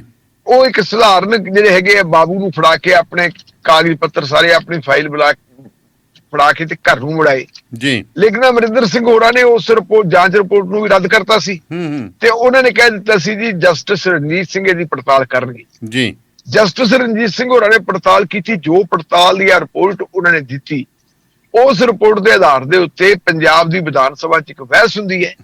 ਬਹਿਸ ਤੋਂ ਬਾਅਦ ਉੱਥੇ ਇੱਕ ਰੈਜੂਲੇਸ਼ਨ ਪਾਸ ਹੁੰਦਾ ਕਿ ਸੀਬੀਆਈ ਨੂੰ ਜਿਹੜੇ ਕੇਸ ਦਿੱਤੇ ਆ ਉਹ ਵਾਪਸ ਲਏ ਜਾਣ ਔਰ ਇਹਦੀ ਪੜਤਾਲ ਵਾਸਤੇ ਸਪੈਸ਼ਲ ਇਨਵੈਸਟੀਗੇਸ਼ਨ ਟੀਮ ਬਣਾਈ ਜਾਵੇ। ਪ੍ਰਬੋਧ ਕੁਮਾਰ ਜਿਹੜੇ ਉਦੋਂ ਬਿਊਰੋ ਆਫ ਇਨਵੈਸਟੀਗੇਸ਼ਨ ਦੇ ਚੀਫ ਹੁੰਦੇ ਸੀ, ਡੀਜੀਪੀ ਦੇ ਅਫੀਸਰ ਜੀ, ਉਹਨਾਂ ਦੀ ਅਗਵਾਈ ਦੇ ਵਿੱਚ ਇੱਕ 5 ਮੈਂਬਰੀ ਟੀਮ ਬਣਾਤੀ ਜਿਹਦੇ ਵਿੱਚ ਕੁੰਵਰ ਵਿਜੇ ਪ੍ਰਤਾਪ ਸਿੰਘ ਪ੍ਰਮੁੱਖ ਸੀਗੇ। ਉਹ ਅਹਿਮ ਸੀ। ਕੁੰਵਰ ਵਿਜੇ ਪ੍ਰਤਾਪ ਸਿੰਘ ਹੋਰਾਂ ਨੇ ਆਪਣੀ ਪੜਤਾਲ ਕੀਤੀ, ਜਾਂਚ ਕੀਤੀ, ਲੇਕਿਨ ਜਿਹਦੇ ਕੋਲੇ ਪੈਸੇ ਹੁੰਦੇ ਆ, ਜਿਹਦੇ ਕੋਲੇ ਪਹੁੰਚ ਹੁੰਦੀ ਆ, ਆਪਾਂ ਜਾਣਦੇ ਆ ਕਿ ਉਹ ਜਾਂਚ ਨੂੰ ਕਿਵੇਂ ਪ੍ਰਭਾਵਿਤ ਕਰ ਸਕਦੇ ਜੀ। ਉਹ ਅਦਾਲਤਾਂ ਜਾ ਸਕਦੇ ਆ, ਵੱਡੇ ਵਕੀਲ ਕਰ ਸਕਦੇ ਆ, ਉੱਥੇ ਕੋਈ ਦਲੀਲ ਦੇਤੀ, ਕੋਈ ਦਲੀਲ ਤੇ ਉਹਨਾਂ ਦਲੀਲਾਂ ਦੇ ਚੱਲਦਿਆਂ ਬਹੁਤ ਕੁਝ ਹੋ ਜਾਂਦਾ ਹੈ। ਫਿਰ ਕੁੰਵਰ ਵਿਜੇ ਪ੍ਰਤਾਪ ਵਾਲੀ ਜਿਹੜੀ ਕਾਰਵਾਈ ਸੀ, ਉਹ ਸਾਰੀ ਕਾਰਵਾਈ ਨੂੰ ਹਾਈ ਕੋਰਟ ਨੇ ਰੱਦ ਕਰਤਾ ਤੇ ਉਹਨਾਂ ਨੇ ਕਹਿਤਾ ਜੀ ਨਵੀਂ SIT ਬਣਾ ਲਈ ਜੀ। ਹੁਣ ਜਿਹੜੀ ਨਵੀਂ SIT ਬਣੀ ਹੈ, ਨਵੀਂ SIT ਇੱਕ ਤਾਂ ਪਹਿਲਾਂ ਹੀ ਬਣ ਗਈ ਸੀਗੀ ਜੀ, ਉਹ ਬਣ ਗਈ ਸੀਗੀ। ਜਿਹੜੇ 3 ਪਹਿਲੇ ਕੇਸ ਸੀ ਉਹਨਾਂ ਨੇ ਤਾਂ ਆਪਣਾ ਕੰਮ ਮੁਕਾ ਲਿਆ, ਚਲਾਨ ਅਦਾਲਤਾਂ 'ਚ ਪੇਸ਼ ਕਰਤੇ ਤੇ ਹੁਣ ਉਹਨਾਂ ਨੇ ਕੱਲੀਆਂ ਹੋਰ ਤਰੀਕੇ ਹੀ ਭੁਗਤਦੇ ਹੈ ਜੀ। ਟ੍ਰਾਇਲ ਸ਼ੁਰੂ ਹੋ ਗਈ ਹੈ, ਟ੍ਰਾਇਲ ਦੇ ਉੱਤੇ ਉਹਨਾਂ ਨੇ ਆਪਣੀ ਗੱਲ ਕਹਿਣੀ ਹੈ। ਦੂਜੇ ਜਿਹੜੀ ਹੈਗੀ ਹੈ ਜੀ, ਉਹ ਸੀਗੀ ਜਿਹੜੀ ਕੋਟ ਕਪੂਰੇ ਦੇ ਵਿੱਚ ਜਿਹੜੀ ਹੈ ਗੋਲੀ ਚੱਲੀ। ਹੁਣ ਇਹ ਕੋਟ ਕਪੂਰੇ ਦੇ ਵਿੱਚ ਗੋਲੀ ਕਿਹਦੇ ਹੁਕਮ ਤੇ ਚੱਲੀ, ਕੀ ਹੈ, ਇਹਦੀ ਜਿਹੜੀ ਪੜਤਾਲ ਕਰ ਰਹੇ ਆ ਉਹ ਕਰ ਰਹੇ ਆ ਆਪਣੇ LK ਯਾਦਵ ਸਾਹਿਬ ਜੀ। ਕੱਲ LK ਯਾਦਵ ਸਾਹਿਬ ਸੀ। ਇੱਕ ਹੋਰ SIT ਹੈ ਜਿਹੜੀ SIT ਬਹਿਬਲ ਕਲਾਂ ਦੇ ਵਿੱਚ ਜਿਹੜੇ 2 ਸੱਜਣ ਮਾਰੇ ਗਏ ਜੀ ਜੀ, ਇੱਕ ਕ੍ਰਿਸ਼ਨ ਭਗਵਾਨ ਸਿੰਘ ਤੇ ਦੂਜੇ ਗੁਰਜੀਤ ਸਿੰਘ, ਉਹਨਾਂ ਦੀ ਜਾਂਚ ਨਿਹਾਲ ਸਿੰਘ ਦੀ ਅਗਵਾਈ ਵਾਲੀ ਜਿਹੜੀ ਹੈਗੀ ਹੈ SIT ਉਹ ਕਰ ਰਹੀ ਹੈ ਜੀ। ਹੁਣ ਅੱਜ ਨਿਹਾਲ ਸਿੰਘ ਵਾਲੀ SIT ਜਿਹੜੀ ਹੈਗੀ ਹੈ ਜੀ, ਉਹ ਪਹੁੰਚੀ ਹੈ ਬਾਦਲ ਪਰਿਵਾਰ ਦੇ ਘਰੇ ਤੇ ਪੁੱਛਗਿੱਛ ਉਹ ਕਰ ਰਹੀ ਹੈ। ਹੁਣ ਅਗਲਾ ਸਵਾਲ ਇਹ ਪੈਦਾ ਹੁੰਦਾ ਵੀ ਅੱਜ ਇੰਨੀ ਸਰਗਰਮ ਕਿਉਂ ਹੋ ਗਈ ਆ, ਪਿਛਲੇ 2-3 ਦਿਨਾਂ ਦੇ ਵਿੱਚ ਸਰਗਰਮੀ ਜ਼ਿਆਦਾ ਕਿਉਂ ਫੜ ਲਈ। ਇਹ ਮੈਂ ਤੁਹਾਨੂੰ ਦਾਨੇਵਾਲੀਆ ਸਾਹਿਬ ਯਾਦ ਕਰਾਉਣਾ ਚਾਹੁੰਦਾ ਕਿ ਜਿਹੜੀ ਆ ਪਿੱਛੇ ਇੱਕ ਵਿਸ਼ੇਸ਼ ਸੈਸ਼ਨ ਹੋਇਆ ਸੀ ਵਿਧਾਨ ਸਭਾ ਦਾ, ਉਸ ਸੈਸ਼ਨ ਦੇ ਵਿੱਚ ਕੁੰਵਰ ਵਿਜੇ ਪ੍ਰਤਾਪ ਸਿੰਘ ਬੋਲਿਆ ਸੀ। ਬੋਲਿਆ ਉਹ ਪਹਿਲੇ ਵੀ ਸੈਸ਼ਨ ਸੀ, ਉਹਨੇ ਕਿਹਾ ਸੀਗਾ ਜੀ ਮੈਨੂੰ ਮੌਕਾ ਦੇ ਦਿਓ, 10-15 ਮਿੰਟ ਦੇ ਦਿਓ, ਮੈਂ ਸਾਰੀ ਕਹਾਣੀ ਹੈ ਜਿਹੜੀ ਉਹ ਮਾਨਯੋਗ ਮੈਂਬਰ ਸਾਹਿਬਾਨ ਨੂੰ ਦੱਸ ਦੇਣੀ ਹੈ ਤੇ ਉਹਨਾਂ ਨੂੰ ਟਾਈਮ ਨਹੀਂ ਸੀ ਦਿੱਤਾ ਜੀ। ਹੁਣ ਵਾਲੇ ਵੀ ਉਹਨਾਂ ਨੂੰ ਕੋਈ ਟਾਈਮ ਨਹੀਂ ਸੀ ਦਿੱਤਾ, ਪਰ ਉਹ ਇੰਨੀ ਗੱਲ ਕਹਿਣ ਦੇ ਵਿੱਚ ਕਾਮਯਾਬ ਹੋ ਗਏ ਕਿ ਜਿਹੜੀ SIT ਕੋਟ ਕਪੂਰੇ ਦੀ ਜਾਂਚ ਕਰ ਰਹੀ ਹੈ ਜੀ, ਜਿਹਨੇ ਸੁਖਬੀਰ ਸਿੰਘ ਬਾਦਲ ਨੂੰ ਬੁਲਾਇਆ, ਉਸ SIT ਨੇ 2 ਕੰਮ ਕੀਤੇ ਹੈ। ਹਾਂਜੀ, ਇੱਕ ਤਾਂ ਕਹਿੰਦੇ ਜੀ ਚਾਹ ਤੇ ਪਕੌੜੇ ਮੰਗਾ ਲਏ, ਅੱਛਾ ਜੀ, ਉਹ ਬਾਦਲ ਸਾਹਿਬ ਨੂੰ ਖਵਾਤੇ, ਕਹਿੰਦੇ ਜੀ ਆਹ ਛਕੋ ਤੁਸੀਂ, ਠੀਕ ਹੈ ਜੀ। ਤੇ ਦੂਜੀ ਗੱਲ ਕਹਿੰਦੇ ਉਹਨਾਂ ਨੇ ਕੀਤੀ ਕਿ ਮੇਰੇ ਖਿਲਾਫ ਭਰੀ ਜ਼ਹਿਰ। ਉਹਨਾਂ ਨੇ ਕਿਹਾ ਕਿ ਜਿਹੜਾ ਇਹ ਬਾਦਲ ਸਾਹਿਬ ਤੁਹਾਨੂੰ ਕਿਹਨੇ ਬੁਲਾਉਣਾ ਸੀ, ਕੁੰਵਰ ਵਿਜੇ ਪ੍ਰਤਾਪ ਆ ਨਾ, ਟਿਕਦਾ ਨਹੀਂ। ਇਹ ਜਿਹੜੀ ਹੈਗੀ ਇਸ ਕੇਸ ਦੀ ਪੈਰਵਾਈ ਕਰਦਾ, ਇਹ ਜਿਹੜਾ ਇਹਨੇ ਅਸਤੀਫਾ ਦਿੱਤਾ ਸੀ ਜਾਂ ਇਹਨੇ ਪ੍ਰੀ ਮੈਚੁਰ ਰਿਟਾਇਰਮੈਂਟ ਲਈ ਹੈ ਜੀ, ਉਸ ਤੋਂ ਬਾਅਦ ਭਾਵੇਂ MLA ਬਣ ਗਿਆ, ਲੇਕਿਨ ਇਹ ਤੁਹਾਨੂੰ ਜਿਹੜਾ ਹੈਗਾ ਨਿਸ਼ਾਨੇ ਤੇ ਲੈਂਦਾ। ਕਿਰਪਾ ਕਰਕੇ ਤੁਸੀਂ ਜਿਹੜਾ ਇਹਦਾ ਖਿਆਲ ਰੱਖੋ। ਤੇ ਆਪਾਂ ਫਿਰ ਅਖਬਾਰਾਂ 'ਚ ਬਿਆਨ ਵੀ ਪੜ੍ਹਿਆ, ਤੁਸੀਂ ਵੀ ਪੜ੍ਹਿਆ ਹੋਣਾ ਹਾਂਜੀ, ਲੋਕਾਂ ਨੇ, ਸਾਡੇ ਦਰਸ਼ਕਾਂ ਨੇ ਵੀ ਪੜ੍ਹਿਆ, ਸਰੋਤਿਆਂ ਨੇ ਵੀ ਪੜ੍ਹਿਆ ਵੀ ਉਦੋਂ ਫਿਰ ਉਹਨਾਂ ਨੇ ਸਪਸ਼ਟ ਕਿਹਾ ਸੀ ਸੁਖਬੀਰ ਸਿੰਘ ਬਾਦਲ ਨੇ ਵੀ ਕੋਈ ਨਹੀਂ, ਸਿੰਘਾਂ ਨੂੰ ਹੱਥ ਪਾਏ ਲੈਣ ਦਿਓ। ਜਿੱਦਾਂ ਸਾਡੀ ਸਰਕਾਰ ਬਣ ਗਈ ਨਾ, ਉਦੋਂ ਅਸੀਂ ਕੁੰਵਰ ਵਿਜੇ ਪ੍ਰਤਾਪ ਸਿੰਘ ਨੂੰ ਸਬਕ ਸਿਖਾਵਾਂਗੇ ਜੀ। ਜਦੋਂ ਇਹ ਗੱਲ ਉਹਨੇ ਵਿਧਾਨ ਸਭਾ ਦੇ ਵਿੱਚ ਕਹਿਤੀ, ਵਿਧਾਨ ਸਭਾ ਦੇ ਰਿਕਾਰਡ ਦੇ ਉੱਤੇ ਗੱਲ ਆ ਗਈ, ਤਾਂ ਇੱਥੇ ਫਿਰ ਆਮ ਆਦਮੀ ਪਾਰਟੀ ਨੂੰ ਬਹੁਤ ਵੱਡੇ ਇਮਤਿਹਾਨ ਦਾ ਸਾਹਮਣਾ ਕਰਨਾ ਪੈ ਗਿਆ। ਫਿਰ ਤਾਂ ਫਸ ਗਏ ਹਾਂਜੀ, ਕਿਉਂਕਿ ਕੇਜਰੀਵਾਲ ਸਾਹਿਬ ਨੇ ਕਿਹਾ ਸੀਗਾ ਜੀ ਤੁਸੀਂ ਸਾਨੂੰ ਵੋਟਾਂ ਪਾ ਦਿਓ, ਸਰਕਾਰ ਬਣਾ ਦਿਓ। ਕੁੰਵਰ ਵਿਜੇ ਪ੍ਰਤਾਪ ਉਹਨਾਂ ਨੇ ਤੱਥ ਸਾਰੇ ਇਕੱਠੇ ਕੀਤੇ ਤੇ 24 ਘੰਟੇ ਅਸੀਂ ਨੇਪਰੇ ਲਾ ਦਾਂਗੇ ਗੱਲ ਨਾ। ਬੇਅਦਬੀ ਕਰਨ ਵਾਲੇ, ਕਰਵਾਉਣ ਵਾਲੇ, ਲੁਕਾਉਣ ਵਾਲੇ, ਛੁਪਾਉਣ ਵਾਲੇ ਸਭ ਨੂੰ ਅੰਦਰ ਕਰ ਦਿਆਂਗੇ। ਹੁਣ ਤੁਹਾਡੇ ਸਾਡੇ ਵਰਗੇ ਲੋਕ ਸਵਾਲ ਕਰਦੇ ਆ, ਪੱਤਰਕਾਰ ਸਵਾਲ ਕਰਦੇ ਆ, ਬੁੱਧੀਜੀਵੀ ਸਵਾਲ ਕਰਦੇ ਆ, ਸਿੱਖ ਭਾਈਚਾਰਾ ਸਵਾਲ ਕਰਦਾ ਜੀ 6.5 ਮਹੀਨੇ ਹੋ ਗਏ ਸਰਕਾਰ ਬਣੀ ਨੂੰ ਜੀ, ਤੇ ਤੁਸੀਂ ਕੀਤਾ ਕਿਉਂ ਨਹੀਂ। ਇਸ ਕਰਕੇ ਜਿਵੇਂ ਕਹਿੰਦੇ ਨੇ ਜਦੋਂ ਪਿੰਡ ਨੇੜੇ ਆ ਜਾਂਦਾ ਤੇ ਜੋੜੇ ਲਾ ਕੇ ਭੱਜਣ ਵਾਲੀ ਗੱਲ ਬਣਦੀ ਹੈ ਜੀ। ਹੁਣ ਜੋੜੇ ਲਾ ਕੇ ਭੱਜੀ ਹੋਈ ਹੈ ਸਰਕਾਰ ਨੇ, ਆਪਣੀ ਮਸ਼ੀਨਰੀ ਨੂੰ ਭਜਾਇਆ ਹੋਇਆ ਹੈ। ਵੇਖਦੇ ਆ ਇਹਦੇ ਵਿੱਚ ਰਿਜ਼ਲਟ ਸਾਡੇ ਸਾਹਮਣੇ ਕੀ ਆਉਂਦਾ ਹੈ, ਕੀ ਰਿਜ਼ਲਟ ਲੈ ਕੇ ਆਉਂਦੀ ਹੈ ਸਪੈਸ਼ਲ ਇਨਵੈਸਟੀਗੇਸ਼ਨ ਟੀਮ, ਕੀ ਇਹ ਮਾਮਲਾ ਅਦਾਲਤ 'ਚ ਜਾਂਦਾ ਹੈ ਜੇ ਅਦਾਲਤ ਚਲਾ ਜਾਂਦਾ ਅਦਾਲਤ 'ਚ ਕਿੰਨਾ ਕੁ ਖੜਦਾ ਹੈ, ਕਿਉਂਕਿ ਕਈ ਮਾਮਲਿਆਂ ਦੇ ਵਿੱਚ ਦੇਖਿਆ ਆਪਾਂ ਸਰਕਾਰ ਨੂੰ ਤਕੜੇ ਝਟਕੇ ਲੱਗ ਗਏ ਅਦਾਲਤਾਂ 'ਚ। ਬਹੁਤ ਲੱਗ ਗਏ ਜੀ, ਬਹੁਤ ਲੱਗ ਗਏ। ਜੀ ਜੀ ਜੀ ਜੀ ਜੀ ਜੀ ਬਿਲਕੁਲ ਜੀ ਬਿਲਕੁਲ ਇਹ ਕੰਮ ਝਟਕੇਦਾਰ ਝਟਕਾ ਲੱਗੀ ਜਾਂਦਾ। ਪਰ ਅੱਜ ਮੇਰੇ ਕੋਲੇ ਹੁਣੇ ਇੱਕ ਪ੍ਰੈਸ ਨੋਟ ਆਇਆ ਜੀ, ਤੇ ਜਨਾਬ ਕੁਲਦੀਪ ਸਿੰਘ ਧਾਲੀਵਾਲ ਕਹਿੰਦੇ ਆ ਜੀ 26,300 ਕਰੋੜ ਰੁਪਏ ਦੀ 26,300 ਏਕੜ ਵਾਹੀਯੋਗ ਸ਼ਾਮਲਾਤ ਜ਼ਮੀਨ ਦੀ ਅਸੀਂ ਕਹਿੰਦੇ ਸ਼ਨਾਖਤ ਕਰ ਲਈ ਹੈ। 9200 ਕਰੋੜ ਰੁਪਇਆ ਕਹਿੰਦੇ ਉਹਦੀ ਬਾਜ਼ਾਰੀ ਕੀਮਤ ਹੈ। ਅੱਛਾ ਜੀ। 153 ਬਲਾਕਾਂ ਵਿੱਚੋਂ 86 ਬਲਾਕਾਂ ਦੇ ਸ਼ਾਮਲਾਤ ਜ਼ਮੀਨ ਸੰਬੰਧੀ ਮੌਜੂਦਾ ਮਾਲ ਵਿਭਾਗ ਦੇ ਰਿਕਾਰਡ ਨੂੰ ਕੋਗਣ ਦਾ ਕੰਮ ਮੁਕੰਮਲ ਜੀ, ਬਾਕੀ ਕੰਮ 1 ਸਾਲ 'ਚ ਕਰ ਲਾਂਗੇ। ਕਹਿੰਦੇ ਲੋਕਾਂ ਨੂੰ ਕਹਿੰਦਾ ਪੰਚਾਇਤਾਂ ਨੂੰ ਪਤਾ ਹੀ ਨਹੀਂ ਵੀ ਸਾਡੀ ਜ਼ਮੀਨ ਪਈ ਹੈ ਜੀ, ਤੇ ਹੁਣ ਕਹਿੰਦੇ ਇਹਨੂੰ ਛਡਾਵਾਂਗੇ ਤੇ ਛਡਾ ਕੇ ਜੀ। ਕਹਿੰਦੇ ਫਿਰ ਇਹਨੂੰ ਠੇਕੇ ਤੇ ਦੇਵਾਂਗੇ ਜੀ। ਹਾਂਜੀ। ਤੇ ਨਾਲ ਇਹ ਨਹੀਂ ਕਿਹਾ ਵੀ ਅਖਬਾਰ 'ਚ ਇਸ਼ਤਿਹਾਰ ਵੀ ਦੇਵਾਂਗੇ। ਉਹ ਤਾਂ ਦੇਣਾ ਹੀ ਦੇਣਾ ਜੀ, ਉਹ ਤਾਂ ਅੱਜ ਹੀ ਦੇ ਦੇਣਗੇ। ਇੰਨੇ ਤੇ ਮੇਰਾ ਖਿਆਲ ਸਵੇਰ ਨੂੰ ਆਜੂ, ਆਜੂਗਾ ਵੀ ਲੱਭ ਲਈ। ਐਂਡ ਉਹ ਦਾ ਦੇਣਾ ਕਿਹਨੂੰ ਆ ਜੀ? ਉਹ ਗੁਜਰਾਤ ਵਾਲਿਆਂ ਨੂੰ ਤੇ ਕੇਰਲਾ ਕਰਨਾਟਕਾ ਵਾਲਿਆਂ ਨੂੰ ਹੀ ਦੇਣਾ, ਪੰਜਾਬ ਵਾਲਿਆਂ ਨੂੰ ਥੋੜਾ ਦੇਣਾ ਇਹਨਾਂ ਨੇ। ਉਹ ਆਪਣੇ ਮਾਨਕ ਗੋਇਲ ਦੀ ਇੱਕ ਤੁਸੀਂ ਪੜ੍ਹੀ ਹੋਣੀ ਹੈ, ਉਹਨਾਂ ਦੀ ਇੱਕ ਪੋਸਟ ਸੀ। ਉਹ ਕਹਿੰਦੇ ਕਸ਼ਮੀਰ ਦੇ ਵਿੱਚ ਇੱਕ ਮੇਰਾ ਮਿੱਤਰ ਹੈ, ਉਹਨੇ ਕਹਿੰਦੇ ਵੀ ਜਿਹੜੇ ਉੱਥੇ ਅਖਬਾਰ ਛਪਦੇ ਆ ਉਹ ਅਖਬਾਰ ਦਾ ਉੱਥੇ ਤਸਵੀਰ ਖਿੱਚ ਕੇ ਤੇ ਮਾਨਕ ਗੋਇਲ ਨੂੰ ਪਾਤੀ। ਨਾ ਇੱਕ ਕਹਿੰਦੇ ਆਪਣੇ ਮੁੰਡਾ ਕਿਤੇ ਮੱਧ ਪ੍ਰਦੇਸ਼ 'ਚ ਗਿਆ ਸੀ, ਉਹ ਬੱਸ ਚੜਿਆ, ਬੱਸ 'ਚ ਪਿਆ ਅਖਬਾਰ, ਉਹ ਦਿਖਾਈ ਜਾਂਦਾ। ਹਾਂ, ਉਹ ਵੀ ਦਿਖਾਈ ਜਾਂਦਾ। ਕਹਿੰਦਾ ਵੀ ਉਹ ਕਸ਼ਮੀਰੀ ਪੁੱਛਦਾ ਹੈ ਵੀ ਸਾਡੇ ਤਾਂ ਜੇ ਵੋਟਾਂ ਨਹੀਂ ਪੈਣੀਆਂ, ਕੰਮ ਤੁਹਾਡੇ ਕੀਤਾ ਤੇ ਸਾਡੇ ਨਾਲ ਕੀਤਾ, ਲੇਕਿਨ ਸਾਡੇ ਤੇ ਵੋਟਾਂ ਦੀ ਸੁਧਾਈ ਹੁੰਦੀ ਹੈ ਨਾ। ਹਜੇ ਕਿਹੜਾ ਗੁਜਰਾਤ 'ਚ ਫਿਰ ਐਲਾਨ ਕਰਤਾ? ਹਜੇ ਉੱਥੇ ਵੀ ਐਲਾਨ ਨਹੀਂ ਕੀਤਾ, ਪਰ ਉਹਨਾਂ ਇਹਨਾਂ ਵੀ ਗੁਜਰਾਤ 'ਚ ਤਾਂ ਵੋਟਾਂ ਪੈਣੀਆਂ, ਉੱਥੇ ਦੇ ਤਾਂ ਹਾਲਾਤ ਕੁਝ ਵੱਖਰੇ ਆ ਨਾ ਜਿਹੜੇ ਆਪਾਂ ਦੇਖੀਏ। ਦੇ ਕੀ ਨਾਮ ਹੈ ਤੁਹਾਡੇ ਕਸ਼ਮੀਰ ਦੇ?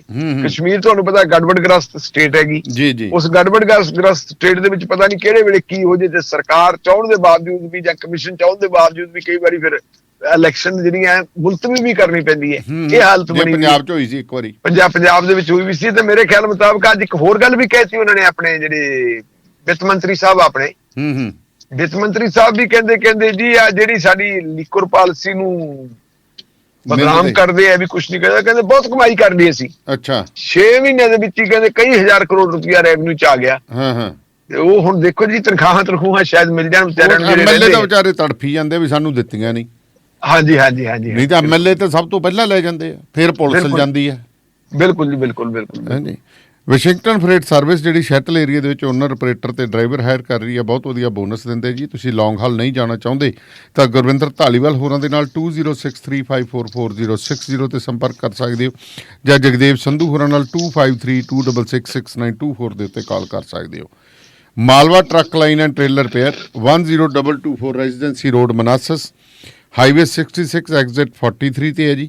ਇਹਨਾਂ ਦਾ ਫੋਨ ਨੰਬਰ ਹੈਗਾ 8043728800।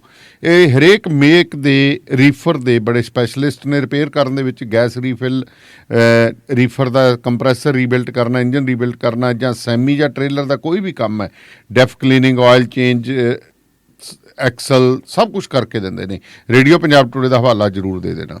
Punjab truck and trailer repair, ਇਹਨਾਂ ਦਾ ਇੱਕੋ ਇੱਕ ਨਿਸ਼ਾਨਾ granted great and quick service. Location ਹੈ ਜੀ 1315 ਵੈਸਟਰਨ ਹਨਾ ਐਵੀਨਿਊ, ਇੰਡੀਅਨੈਪੋਲਿਸ। ਤੁਸੀਂ 3179797205 ਜਾਂ 6612045818 ਦੇ ਉੱਤੇ ਕਾਲ ਕਰ ਸਕਦੇ ਹੋ। ਸੋ ਕਿਸੇ ਪ੍ਰਕਾਰ ਦੀ book keeping, personal Texas, payroll and payroll Texas, state tax, business Texas ਦੀਆਂ ਸੇਵਾਵਾਂ ਲੈਣੀਆਂ ਤਾਂ ਫਿਰ ਲੋਕਪਾਲ ਸਿੰਘ ਸੋਲ ਤੇ ਮਹਿੰਦਰ ਸਿੰਘ ਸੋਲ ਹੋਰਾਂ ਨੂੰ ਯਾਦ ਕਰੋ। ਐਕੂਰੇਟ ਅਕਾਊਂਟਸ ਐਂਡ ਟੈਕਸਿਸ, ਇਹਨਾਂ ਦੀ ਲੋਕੇਸ਼ਨ ਹੈ ਜੀ 249151004 ਐਵੀਨਿਊ, ਕੈਂਟ, ਵਾਸ਼ਿੰਗਟਨ ਦੇ ਵਿੱਚ। ਤੇ ਫੋਨ ਨੰਬਰ ਦੇ ਉੱਤੇ ਤੁਸੀਂ ਪੰਜਾਬੀ 'ਚ ਹੀ ਗੱਲ ਕਰ ਸਕਦੇ ਹੋ, 2535208886 ਦੇ ਉੱਤੇ ਤੁਸੀਂ ਕਾਲ ਕਰ ਸਕਦੇ ਹੋ। ਤੇ ਢਿੱਲੋਂ ਸਾਹਿਬ, ਫਿਰ ਹੁਣ ਅਗਲੀ ਚਰਚਾ ਕਰੀਏ। ਹਾਈ ਕੋਰਟ ਜਿਹੜੀ ਹੈ ਜੀ, ਉਹਨੇ ਬੱਗੇ ਤੇ ਜਿਹੜਾ ਕੁਮਾਰ ਵਿਸ਼ਵਾਸ ਦੀ ਜਿਹੜੀ FIR ਸੀ ਉਹ ਰੱਦ ਕਰ ਦਿੱਤੀ। ਇਹਦੇ ਨਾਲ ਸਿਆਸੀ ਮਾਹੌਲ ਨੂੰ ਕਿਸ ਤਰ੍ਹਾਂ ਦੇਖਦੇ ਹੋ? ਕਈ ਫੈਸਲੇ ਤੇ ਤਾਂ ਸਰਕਾਰ ਜੂ ਟਰਨ ਲੈ ਲੈਂਦੀ ਹੈ ਜੀ, ਤੇ ਜਿਹੜੇ ਫੈਸਲਿਆਂ ਦੇ ਉੱਤੇ ਸਰਕਾਰ ਨੇ ਜਾਂ ਤਾਂ ਆਪਣੀ ਪਿੱਠ ਆਪ ਥਪਥ ਪਾਉਣੀ ਹੁੰਦੀ ਹੈ ਜਾਂ ਬਦਲਾ ਲਊ ਕਾਰਵਾਈ ਕਰਨੀ ਹੁੰਦੀ ਹੈ, ਤੇ ਉਹਨਾਂ ਦੇ ਵਿੱਚੋਂ ਮਤਲਬ ਹੈ ਜਿਹੜੇ ਕੁਝ ਫੈਸਲੇ ਉਹਨਾਂ ਤੇ ਅਦਾਲਤਾਂ ਜਿਹੜੀਆਂ ਹੈਗੀਆਂ ਰੋਕ ਲਾ ਦਿੰਦੀਆਂ ਜੀ। ਤੇ ਇਹਦਾ ਜੱਗੋ ਤੇਰਵੀਂ ਹੋ ਗਈ ਵੀ ਜਿਹੜਾ ਵਕਾਰ ਦਾ ਸਵਾਲ ਬਣਾਇਆ ਸੀ ਕੇਜਰੀਵਾਲ ਸਾਹਿਬ ਨੇ, 2 ਬੰਦਿਆਂ ਨੂੰ ਟਾਰਗੇਟ ਕੀਤਾ ਸੀ, 2.5 ਨੂੰ ਕੀਤਾ ਸੀ।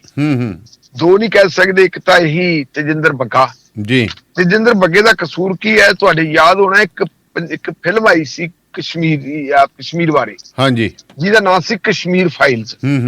ਉਹਦਾ ਇਹਨਾਂ ਨੇ ਟੈਕਸ ਮਾਫ ਕਰਤਾ ਸੀ ਕੇਜਰੀਵਾਲ ਸਾਹਿਬ ਨੇ ਦਿੱਲੀ ਦੇ ਵਿੱਚ ਜੀ।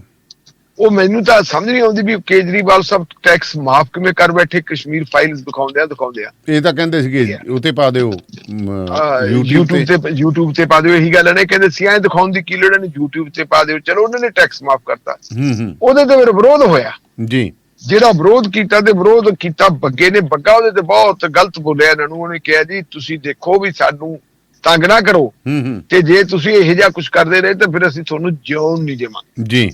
ਤੇ ਨਾਲ ਦੀ ਨਾਲ ਜੀ ਪੰਜਾਬ ਦੇ ਵਿੱਚ ਆਪਣੇ ਇੱਕ ਸੱਜਣ ਨੂੰ ਕਿਹਾ ਵੀ ਤੁਸੀਂ ਕਰੋ ਜੀ ਕੁਝ, ਤੇ ਉਹ ਸੱਜਣ ਨੇ ਕਰਾਤੀ FIR। ਇਹ ਅਪ੍ਰੈਲ ਮਹੀਨੇ ਚ FIR ਹੋ ਗਈ ਤੇਜਿੰਦਰ ਬੱਗੇ ਦੇ ਖਿਲਾਫ ਜੀ। ਦੂਜਾ ਕੁਮਾਰ ਵਿਸ਼ਵਾਸ ਹੈ। ਕੁਮਾਰ ਵਿਸ਼ਵਾਸ ਨੇ ਇੱਕ ਨਵਾਂ ਇੰਕਸ਼ਾਫ ਕਰਤਾ। ਉਹ ਕਹਿੰਦਾ 2017 ਦੀਆਂ ਜਦੋਂ ਚੋਣਾਂ ਹੋਈਆਂ ਨਾ, ਤੇ ਉਦੋਂ ਕਹਿੰਦਾ ਵੀ ਮੈਂ ਵੀ ਹੁਣ ਬਹੁਤ ਨੇੜੇ ਸੀ, ਕਿਉਂਕਿ ਤੁਹਾਨੂੰ ਪਤਾ ਜਿਹੜੇ ਫਾਊਂਡਰ ਮੈਂਬਰ ਹੈ, ਫਾਊਂਡਰ ਮੈਂਬਰਾਂ ਦੇ ਵਿੱਚੋਂ ਕੁਮਾਰ ਵਿਸ਼ਵਾਸ ਵੀ ਇੱਕ ਹੈ ਜੀ। ਔਰ ਕੁਮਾਰ ਵਿਸ਼ਵਾਸ ਦੇ ਲਗਭਗ ਉਹੀ ਰੋਲ ਅਦਾ ਕਰਦਾ ਰਿਹਾ ਜਿਹੜੇ ਸਾਡੇ ਭਗਵੰਤ ਸਿੰਘ ਮਾਨ ਹੋਰੀ ਕਰਦੇ ਹੈ। ਉਹ ਭਗਵੰਤ ਸਿੰਘ ਮਾਨ ਨਾਲੋਂ ਪਹਿਲਾਂ ਆ ਗਿਆ ਸੀ ਆਮ ਆਦਮੀ ਪਾਰਟੀ ਚੋਂ, ਕਵੀ ਹੈ ਜੀ। ਤੇ ਜਦੋਂ ਇਹਨਾਂ ਦੇ ਜਲਸੇ ਜੁੜਦੇ ਹੁੰਦੇ ਸੀ, ਉਹਨਾਂ ਜਲਸਿਆਂ ਦੇ ਵਿੱਚ ਫਿਰ ਉਹ ਆਪਣੀਆਂ ਕਵਿਤਾਵਾਂ ਮੁਜੱਸਮਾ ਲਾਉਂਦਾ ਸੀ, ਆਪਣੀਆਂ ਕਵਿਤਾਵਾਂ ਪੜ੍ਹ ਕੇ ਲੋਕਾਂ ਨੂੰ ਬਿਠਾਉਂਦਾ ਸੀ, ਕੀਲਦਾ ਸੀ, ਤੇ ਫਿਰ ਇਹ ਆਪਦੇ ਭਾਸ਼ਣ ਵਗੈਰਾ ਕਰਦੇ ਹੁੰਦੇ ਸੀ।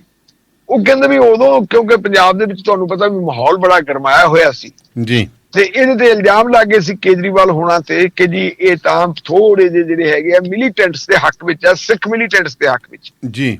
ਉਹ ਕਹਿੰਦਾ ਮੈਂ ਕਿਹਾ ਜੀ ਤੁਹਾਡੇ ਤੇ ਇਲਜ਼ਾਮ ਲੱਗ ਰਹੇ, ਤੇ ਜੇ ਤੁਸੀਂ ਇਹ ਗੱਲ ਕਰਦੇ ਤੇ ਆਪਾਂ ਉਹਨਾਂ ਨੂੰ ਪ੍ਰਮੋਟ ਕਰਦੇ ਹਾਂ, ਕਿਤੇ ਇਹ ਤਾਂ ਨਾ ਹੋਵੇ ਵੀ ਇਹ ਖਾਲਿਸਤਾਨੀ ਤੱਤ ਮਜ਼ਬੂਤ ਹੋ ਜਾਣਗੇ।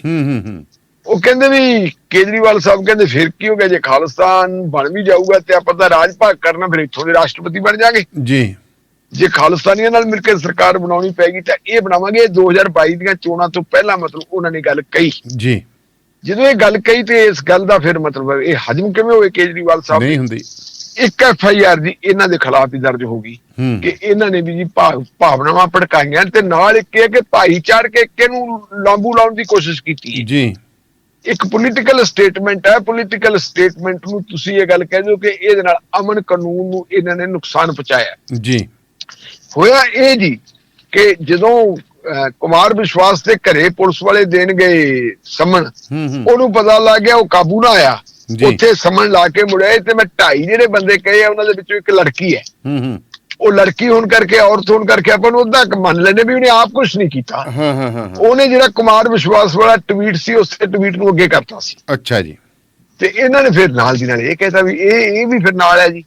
ਸਮਨ ਉਹਨੂੰ ਵੀ ਦੇਤੇ, ਉਹ ਐਡੀ ਦਲੇਰ ਬਗੀ ਅਲਕਾ ਲਾਂਬਾ ਜੀ ਕਿ ਉਹ ਤਾਂ ਜੀ ਹੁਮ ਹਮਾ ਕੇ ਪਹੁੰਚ ਗਈ, ਕਹਿੰਦੀ ਲਓ ਜੀ ਮੈਂ ਤਾਂ ਪੰਜਾਬ ਆ ਗਈ, ਫੜ ਲਓ ਮੈਨੂੰ। ਤੇ ਫਿਰ ਕਿਸੇ ਦੀ ਜ਼ਰੂਰਤ ਨਹੀਂ ਪਈ ਜੀ। ਔਰ ਇਹ ਜਿਹੜਾ ਸੀਗਾ ਤੁਹਾਡਾ ਤੇਜਿੰਦਰ ਬੱਗਾ ਜੀ, ਤੇਜਿੰਦਰ ਬੱਗੇ ਨੂੰ ਤਾਂ ਜੀ ਤੜਕੇ ਵੱਡੇ ਤੜਕੇ ਜਾ ਰੇਡ ਕੀਤੀ, ਫੜ ਲਿਆ ਜਿਵੇਂ ਪਤਾ ਨਹੀਂ ਆਹ ਫੜੇ ਆ ਤਲਵੰਡੀ ਕੋਂ। ਹਾਂਜੀ ਤਲਵੰਡੀ ਕਰਦੇ, ਹਾਂਜੀ। ਉਹਨੂੰ ਚੱਕਿਆ ਤੇ ਚੱਕ ਕੇ ਚੱਲ ਵੀ ਕਰਾਂ। ਉਹਦੇ ਪਿਓ ਨੇ ਪਤਾ ਰੌਲਾ ਵੀ ਪਤਾ ਨਹੀਂ ਕੌਣ ਆ ਗਿਆ। ਦਿੱਲੀ ਪੁਲਿਸ ਤੁਹਾਨੂੰ ਪਤਾ ਵੀ ਸਿੱਧੀ ਅਮਿਤ ਸ਼ਾਹ ਹੋਰਾਂ ਦੇ ਮਤਹਿਤ ਹੈ ਜੀ। ਦਿੱਲੀ ਪੁਲਿਸ ਨੂੰ ਹੋਇਆ ਵੀ ਸਾਡੇ ਕੋਲ ਤਾਂ ਕੋਈ ਬੰਦਾ ਆਇਆ ਨਹੀਂ, ਕਿਸੇ ਨੇ ਇਨਫੋਰਮ ਨਹੀਂ ਕੀਤਾ। ਉਹਨਾਂ ਨੇ ਦਵਾ ਜੀ ਕਿਡਨੈਪਿੰਗ ਦਾ ਪਰਚਾ ਦਰਜ ਕਰ ਲਿਆ। ਅੱਛਾ ਜੀ। ਕਿ ਜੀ ਬੰਦਾ ਚੱਕ ਕੇ ਲੈ ਗਿਆ ਕੋਈ, ਤੇ ਨਾਲ ਦੀ ਨਾਲ ਹੀ ਵਾਇਰਲੈਸ ਮੈਸੇਜ ਕਰਤਾ ਸਾਰੇ ਆਲੇ ਦੁਆਲੇ ਦੀਆਂ ਸਟੇਟਾਂ ਨੂੰ ਵੀ ਚੌਕਸ ਕਰ ਲੋ ਜੀ, ਭੈਣ ਸਾਡਾ ਬੰਦਾ ਲੈ ਕੇ ਚੁੱਕੀ। ਅੱਛਾ, ਨਾਲ ਹੀ ਉਹ ਅਦਾਲਤ ਚਲੇ ਗਈ। ਦੇਖੋ ਕਿੰਨੀ ਸਿਆਣਪ ਕੀਤੀ ਉਹਨਾਂ ਨੇ। ਹਾਂਜੀ। ਉਹ ਅਦਾਲਤ ਚਲੇ ਗਏ, ਅਦਾਲਤ ਦੇ ਵਿੱਚੋਂ ਉਹਨਾਂ ਨੇ ਤੇ ਟ੍ਰੇਸਿੰਗ ਵਾਰੰਟ ਲੈ ਲਏ। ਅੱਛਾ ਜੀ। ਕਿ ਬੰਦੇ ਨੂੰ ਲੱਭ ਕੇ ਪੇਸ਼ ਕੀਤਾ ਜਾਵੇ ਅਦਾਲਤ 'ਚ। ਤੇ ਹਰਿਆਣੇ 'ਚ ਵੀ BJP ਦੀ ਸਰਕਾਰ ਹੈ, ਕੁਰਕਸ਼ੇਤਰਾ ਕੋਲੇ ਗੱਡੀਆਂ ਪਹੁੰਚਦੀਆਂ ਜੀ, ਉੱਥੇ ਉਹਨਾਂ ਨੇ ਦੇ ਕੇ ਸਾਰਾ ਗੱਡੀਆਂ ਰੋਕ ਲਈਆਂ।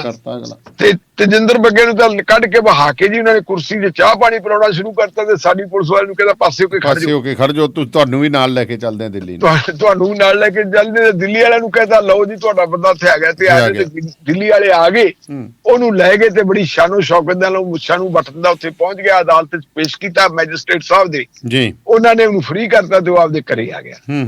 ਹੁਣ ਪਹਿਲੀ ਗੱਲ ਤਾਂ ਵੀ ਦਾਨੇਵਾਲੀਆ ਸਾਹਿਬ ਬਦਨਾਮੀ ਇੰਨੀ ਬਹੁਤ ਸੀ ਫਿਰ ਉਹ ਕਹੇ ਜਦੋਂ ਉਹਨਾਂ ਨੇ ਕਿਹਾ ਜੀ ਅਸੀਂ ਤਾਂ ਅਦਾਲਤ 'ਚ ਜਾਂਦੇ ਆ ਤੇ ਸਾਡੀ ਜਿਹੜੀ ਹੈ ਗ੍ਰਿਫਤਾਰੀ ਕੀਤੀ ਹੈ ਨਜਾਇਜ਼, ਤੇਜਿੰਦਰ ਬੱਗਾ ਕਹਿੰਦਾ।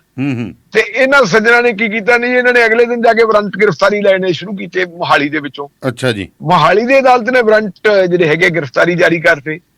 ਉਹਨੇ ਫਿਰ ਜਾ ਕੇ ਐਪਲੀਕੇਸ਼ਨ ਦੇਤੀ ਜੀ ਮੇਰੇ ਜਿਹੜੇ ਵਾਰੰਟ ਪਹਿਲਾਂ ਤਾਂ ਇਹਨਾਂ ਨੇ ਕੀਤੇ ਨਹੀਂ, ਅਦਾਲਤ ਨੇ ਦੇਖਿਆ ਵੀ ਜਦੋਂ ਤੁਸੀਂ ਰੇਡ ਕਰਨ ਗਏ ਉਹਦਾ ਤੁਹਾਡੇ ਕੋਲ ਵਾਰੰਟ ਹੈ ਨਹੀਂ ਸੀ, ਹੁਣ ਤੁਸੀਂ ਦੁਬਾਰਾ ਵਾਰੰਟ ਲਈ ਜਾਣੇ, ਤੇ ਉਹਨਾਂ ਨੇ ਜੀ ਉਹਦੀ ਅਰੈਸਟ ਤੇ ਸਟੇ ਲਾਤੀ ਕਿ ਇਹਨੂੰ ਗ੍ਰਿਫਤਾਰ ਨਹੀਂ ਕਰਨਾ। ਕੁਮਾਰ ਵਿਸ਼ਵਾਸ ਤੇ ਵੀ ਸਟੇ ਲਾਤੀ ਜੀ। ਅਲਕਾ ਲਾਵਾ ਨੇ ਅਰਜ਼ੀ ਨਹੀਂ ਦਿੱਤੀ, ਉਹ ਉਵੇਂ ਦੀ ਉਵੇਂ ਹੀ ਹੈ। ਹੁਣ ਇਹ ਮਾਮਲਾ ਜਿਹੜਾ ਹਾਈ ਕੋਰਟ ਚ ਆ ਗਿਆ ਜੀ। ਹਾਈ ਕੋਰਟ ਦੇ ਵਿੱਚ ਜਸਟਿਸ ਜਿਹੜੇ ਹੈਗੇ ਆ ਚਿਤਕਾਰਾ ਜੀ, ਉਹਨਾਂ ਕੋਲੇ ਆ ਗਿਆ ਤੇ ਉਹਨਾਂ ਨੇ ਜਿਹੜੀਆਂ ਟਿੱਪਣੀਆਂ ਕੀਤੀਆਂ ਦਾਨੇਵਾਲੀਆ ਸਾਹਿਬ, ਟਿੱਪਣੀਆਂ ਜਿਹੜੀਆਂ ਆਪਣੇ ਆਪ ਹੀ ਬੋਲਦੀਆਂ ਵੀ ਉਹ ਟਿੱਪਣੀਆਂ ਕੀ ਹੈ। ਉਹ ਕਹਿੰਦੇ ਜਿਉਣ ਨਹੀਂ ਦੇਵਾਂਗਾ। ਇਹ ਜਿਹੜੀ ਗੱਲ ਕਹੀ ਹੈ ਨਾ, ਇਹ ਕਿਸੇ ਗੈਂਗਸਟਰ ਦੀ ਧਮਕੀ ਨਹੀਂ, ਇਹ ਤਾਂ ਸਗੋਂ ਦਬਾਅ ਬਣਾਉਣ ਦਾ ਤਰੀਕਾ ਇੱਕ ਰਾਜਸੀ ਬੰਦੇ ਨੇ ਕਿਹਾ ਜੀ। ਅਗਲੀ ਗੱਲ ਉਹ ਕਹਿੰਦੇ ਹੈ ਲੋਕਾਂ ਨੂੰ ਜਾਣਕਾਰੀ ਦੇਣੀ ਤੇ ਭਾਵਨਾਵਾਂ ਨੂੰ ਜਗਾਉਣਾ ਹਾਂਜੀ ਲੋਕਤੰਤਰ ਦਾ ਹਿੱਸਾ ਹੈ। ਹੁਣ ਤੁਸੀਂ ਦੇਖੋਗੇ ਜਿਹੜੀ ਕਾਰਵਾਈ ਇਹਨਾਂ ਨੇ ਤੇਜਿੰਦਰ ਬੱਗੇ ਦੀ ਕਹਿੰਦੀ ਕਿ ਦੋ ਫਿਰਕਿਆਂ ਦੇ ਵਿੱਚ ਉਹ ਦੁਫੇੜ ਪਾ ਰਿਹਾ, ਇਹਨਾਂ ਦਾ ਆਪਸ ਵਿੱਚ ਕਲੇਸ਼ ਪਾ ਰਿਹਾ ਤੇ ਲੜਾਈ ਕਰਵਾ ਰਿਹਾ ਜੀ। ਅਦਾਲਤ ਕਹਿੰਦੀ ਹੈ ਕਿ ਉਹ ਜਿਹੜਾ ਹੈਗਾ ਉਹ ਲੋਕਾਂ ਨੂੰ ਸੁਚੇਤ ਕਰਦਾ ਹੈ, ਲੋਕਾਂ ਨੂੰ ਜਾਣਕਾਰੀ ਦਿੰਦਾ, ਉਹਨਾਂ ਦੀਆਂ ਭਾਵਨਾਵਾਂ ਨੂੰ ਜਗਾਉਂਦਾ ਹੈ ਤੇ ਇਹ ਲੋਕਤੰਤਰ ਦਾ ਹਿੱਸਾ। ਵਿਆਖਿਆ ਦਾ ਵਿੱਚ ਬੜਾ ਫਰਕ ਹੈ ਦਾਨੇਵਾਲੀਆ ਸਾਹਿਬ। ਅੱਛਾ, ਬਹੁਤ ਫਰਕ ਹੈ। ਇੱਕ ਜੱਜ ਸਾਹਿਬ ਕੀ ਕਹਿ ਰਹੇ ਆ ਤੇ ਕੇਜਰੀਵਾਲ ਸਾਹਿਬ ਹੋਰੀ ਤੇ ਭਗਵੰਤ ਮਾਨ ਹੋਰੀ ਕੀ ਕਹਿ ਰਹੇ ਆ, ਇਹ ਤੁਸੀਂ ਆਪਣੇ ਆਪ ਦੇਖ ਲਓ। ਤੇ ਕੁਮਾਰ ਵਿਸ਼ਵਾਸ ਨੇ ਜਮਾ ਸਿਰੇ ਹੀ ਲਾਤਾ ਜੀ। ਉਹਨੇ ਸ਼ਹੀਦੇ ਆਜ਼ਮ ਭਗਤ ਸਿੰਘ ਦਾ ਜਿਹੜਾ ਖਾਨਦਾਨ ਯਾਦ ਕਰਾਇਆ ਸਰਦਾਰ ਭਗਵੰਤ ਸਿੰਘ ਮਾਨ ਨੂੰ, ਕਿਉਂਕਿ ਭਗਵੰਤ ਸਿੰਘ ਮਾਨ ਹੋਰਾਂ ਦੇ ਤੁਹਾਨੂੰ ਪਤਾ ਵੀ ਅੱਜ ਕੱਲ ਬਸੰਤੀ ਪੱਗ ਬੰਨੀ ਹੁੰਦੀ ਹੈ। ਬਿਲਕੁਲ ਬਿਲਕੁਲ। ਤੇ ਉਹ ਘਰੇ ਉਹ ਲਾਇਆ ਹੋਇਆ, ਆਪਣੇ ਦਫ਼ਤਰਾਂ ਦੇ ਵਿੱਚ ਵੀ ਉਹਨਾਂ ਦੀਆਂ ਤਸਵੀਰਾਂ ਲਾਈਆਂ ਹੋਈਆਂ। ਸਰਦਾਰ ਭਗਤ ਸਿੰਘ ਦੇ ਚਾਚਾ ਜੀ ਹੁੰਦੇ ਸੀ ਚਾਚਾ ਅਜੀਤ ਸਿੰਘ ਜੀ, ਤੇ ਚਾਚਾ ਅਜੀਤ ਸਿੰਘ ਨੇ ਜਿਵੇਂ ਆਪਣੇ ਕਾਲੇ ਕਾਨੂੰਨ ਸੀ ਨਾ ਖੇਤੀਬਾੜੀ ਨਾਲ ਸੰਬੰਧਿਤ, ਉਦੋਂ ਵੀ ਕਾਲੇ ਕਾਨੂੰਨ ਬਣੇ ਸੀ ਤੇ ਉਹਨਾਂ ਨੇ ਵੀ ਇੱਕ ਮੋਰਚਾ ਲਾਇਆ ਸੀ ਤੇ ਉਸ ਵੇਲੇ ਅੰਗਰੇਜ਼ ਸਰਕਾਰ ਨਾਲ ਲੜ ਕੇ ਉਹ ਕਾਲੇ ਕਾਨੂੰਨ ਵਾਪਸ ਕਰਾਉਣ ਦੇ ਵਿੱਚ ਸਫਲਤਾ ਹਾਸਲ ਕੀਤੀ ਸੀ। ਤੇ ਉਦੋਂ ਇੱਕ ਗੀਤ ਗਾਉਂਦੇ ਹੁੰਦੇ ਸੀ, ਕਵਿਤਾ ਪੜ੍ਹਦੇ ਹੁੰਦੇ ਸੀ, ਪਗੜੀ ਸੰਭਾਲ ਜੱਟਾ ਪਗੜੀ ਸੰਭਾਲ ਹੋਏ। ਔਰ ਇਹ ਗੀਤ ਜਿਹੜਾ ਹੈਗਾ, ਇਹ ਗੀਤ ਇੱਕ ਜਿਹੜਾ ਹਿੰਦੂ ਜੈਂਟਲਮੈਨ ਨੇ ਲਿਖਿਆ ਸੀ, ਸ਼ਾਇਦ ਬਾਂਕੇ ਬਿਹਾਰੀ ਸੀ ਉਹਨਾਂ ਦਾ ਨਾਮ, ਜਿਨ੍ਹਾਂ ਨੇ ਇਹ ਗੀਤ ਲਿਖਿਆ ਸੀ ਜੀ। ਤੇ ਉਹਨਾਂ ਨੇ ਹੁਣ ਫਿਰ ਕਿਹਾ, ਕਹਿੰਦੇ ਗੱਲ ਇਹ ਸੱਜਣਾ ਤੂੰ ਭਗਤ ਸਿੰਘ ਦੀ ਵਿਚਾਰਧਾਰਾ ਤੇ ਪਹਿਰਾ ਦੇਣ ਵਾਲਾ ਭਗਵੰਤ ਸਿਆ ਯਾਰ ਆਪਦੀ ਪਗੜੀ ਸੰਭਾਲ, ਤੇਰੀ ਪਗੜੀ ਨੂੰ ਪੈ ਗਏ ਚੋਰ, ਕਹਿੰਦਾ ਤੂੰ ਪਗੜੀ ਸੰਭਾਲ, ਤੇਰੀ ਪਗੜੀ ਤੇ ਤੇਰੀ ਕੁਰਸੀ ਦੇ ਉੱਤੇ ਕਹਿੰਦਾ ਦਿੱਲੀ ਵਾਲੇ ਚਿੰਟੂ ਹੋਰਾਂ ਦੀ ਨਜ਼ਰ ਹੈ। ਬਿਲਕੁਲ। ਇਹ ਦਾਨੇਵਾਲੀਆ ਸਾਹਿਬ ਹੁਣ ਚਿੰਟੂ ਕੌਣ ਹੈ ਤੁਸੀਂ ਆਪ ਅੰਦਾਜ਼ਾ ਲਾ ਲਓ। ਮੇਰਾ ਖਿਆਲ ਹੈ ਜਾਂ ਆਪਾਂ ਆਪਣੇ ਸਰੋਤਿਆਂ ਤੇ ਛੱਡ ਦਿੰਦੇ ਕਿ ਤੁਸੀਂ ਛੱਡ ਦਿੰਦੇ ਜੀ, ਆਪਾਂ ਨਾ ਹੀ ਭੁੱਲੀਏ ਵੀ ਇਹ ਚਿੰਟੂ ਹੋਰਾਂ ਤੋਂ ਕਹਿੰਦੇ ਬਚ ਕੇ ਨਹੀਂ। ਤੇ ਪਗੜੀ ਸੰਭਾਲ ਭਗਤ ਸਿੰਘ ਦੇ ਚਾਚੇ ਵਾਲੀ ਗੱਲ ਯਾਦ ਕਰਾਈ ਹੈ ਕਿ ਤੂੰ ਵਾਰਸ ਹੈ ਭਾਈ ਭਗਤ ਸਿੰਘ ਦਾ, ਆਪਣੇ ਆਪ ਨੂੰ ਕਹਿ ਰਿਹਾ ਭਗਵੰਤ ਸਿਆ, ਤੇ ਹੁਣ ਤੂੰ ਇਹਨੂੰ ਯਾਦ ਕਰ ਤੇ ਆਪਣੀ ਤਕੜਾ ਹੋ ਜੀ। ਇਹ ਮੇਰੇ ਖਿਆਲ ਮੁਤਾਬਕ ਦਾਨੇਵਾਲੀਆ ਸਾਹਿਬ ਸ਼ਾਇਦ ਇਸ ਝਟਕੇ ਦੇ ਨਾਲ ਭਗਵੰਤ ਸਿੰਘ ਹੋਰਾਂ ਦਾ ਥੋੜਾ ਜਿਹਾ ਜਿਹੜਾ ਹੈਗਾ ਹੌਸਲਾ ਪਊਗਾ। ਉਹ ਕਹਿਣਗੇ ਵੀ ਕਿਰਪਾ ਕਰਕੇ ਯਾਰ ਤੁਸੀਂ ਮੇਰੇ ਤੇ ਰਹਿਮ ਕਰੋ, ਸਾਡੀ ਸਟੇਟ ਤੇ ਰਹਿਮ ਕਰੋ। ਆ ਤੁਸੀਂ ਦੇਖੋ ਸਾਨੂੰ ਤਾਂ ਕਿਤੇ ਢੋਈ ਨਹੀਂ ਮਿਲਦੀ, ਕਦੇ ਗਵਰਨਰ ਸਾਹਿਬ ਜਾ ਕੇ ਰੱਦ ਕਰ ਦਿੰਦੇ ਆ ਕੋਈ ਚੀਜ਼, ਦੂਜੇ ਪਾਸੇ ਹੁਣ ਅਦਾਲਤਾਂ ਵੀ ਕਰਨ ਲੱਗੀਆਂ, ਬਣੂਗਾ ਕੀ? ਬਿਲਕੁਲ ਬਿਲਕੁਲ ਜੀ। ਤੇ ਹੁਣ ਅਦਾਲਤਾਂ ਦੀ ਗੱਲ ਕੀਤੀ, ਅਦਾਲਤਾਂ ਕਹਿੰਦੀਆਂ ਸਾਨੂੰ ਲਕਸ਼ਮਣ ਰੇਖਾ ਦਾ ਪਤਾ ਕਹਿੰਦੇ, ਪਰ ਜਿਹੜੀ ਤੁਸੀਂ ਇਹ ਨੋਟਬੰਦੀ ਕੀਤੀ ਹੈ ਨਾ, ਇਹਨੂੰ ਤਾਂ ਖਰੀਦਾਂਗੇ। ਦਾਨੇਵਾਲੀਆ ਸਾਹਿਬ ਜਦੋਂ ਨੋਟਬੰਦੀ ਹੋਈ, ਆਪਾਂ ਪ੍ਰੋਗਰਾਮ ਕਰ ਰਹੇ ਸੀ ਸ਼ਾਮ ਨੂੰ, ਐਨ ਲਾਈਵ ਈਵਨਿੰਗ ਪ੍ਰੋਗਰਾਮ ਸੀ, ਤੇ ਜਦੋਂ ਆਪਾਂ ਨੂੰ ਕਾਲਰ ਆਇਆ ਸੀ ਕਹਿੰਦੇ ਜੀ ਆਹ ਕੰਮ ਹੋ ਗਿਆ, ਤੇ ਆਪਾਂ ਕਹਿੰਦੇ ਆਪਾਂ ਤਾਂ ਹੱਕੇ ਬੱਕੇ ਹੋ ਗਏ ਵੀ ਸਾਨੂੰ ਤਾਂ ਪਤਾ ਹੀ ਨਹੀਂ। ਤੇ ਕਾਲਰ ਸਾਹਿਬ ਨੇ ਕਿਹਾ ਸੀ ਜੀ ਬੋਲੀ ਜਾਂਦੇ ਆ ਪ੍ਰਧਾਨ ਮੰਤਰੀ ਸਾਹਿਬ ਬੋਲੀ ਜਾਂਦੇ ਆ, ਉਹ ਕਹੀ ਜਾਂਦੇ ਆ ਵੀ ਭਾਈ ਜਿਹੜੀ ਹੈਗੀ ਆ ਨੋਟਬੰਦੀ ਕਰਤੀ। ਤੇ ਉਸ ਨੋਟਬੰਦੀ ਦਾ ਫਿਰ ਜਿਹੜਾ ਸਿੱਟਾ ਕੀ ਨਿਕਲਿਆ, ਨੋਟਬੰਦੀ ਹੋ ਗਈ, ਲੋਕਾਂ ਦੇ ਪੈਸੇ ਪਏ ਹੈ ਜੀ ਬੈਂਕਾਂ ਦੇ ਵਿੱਚ, ਪੈਸੇ ਉਹਨਾਂ ਨੂੰ ਮਿਲਦੇ ਨਹੀਂ, ਮਾੜਾ ਮੋਟਾ ਕਿਤੇ ਕੋਈ ATM ਵਗੈਰਾ ਚੱਲਦੇ ਹੈ, ਤੇ ਜਿਨ੍ਹਾਂ ਦੇ ਪੈਸੇ ਸੀ ਉਹ ATM ਦੇ ਕੋਲੇ ਆ ਕੇ ਰਾਤ ਨੂੰ ਬਹਿ ਜਾਂਦੇ ਸੀ, ਸਾਰਾ ਦਿਨ ਖੜੇ ਰਹਿੰਦੇ ਸੀਗੇ। ਤੇ ਕੁੱਲ ਮਿਲਾ ਕੇ ਕਿੰਨੀਆਂ ਮੌਤਾਂ ਹੋ ਗਈਆਂ ਜੀ, 100 ਬੰਦੇ ਦੀ ਮੌਤ ਉਸ ਵੇਲੇ ਹੋ ਗਈ ਸੀ ਉਸ ਮਾਮਲੇ 'ਚ।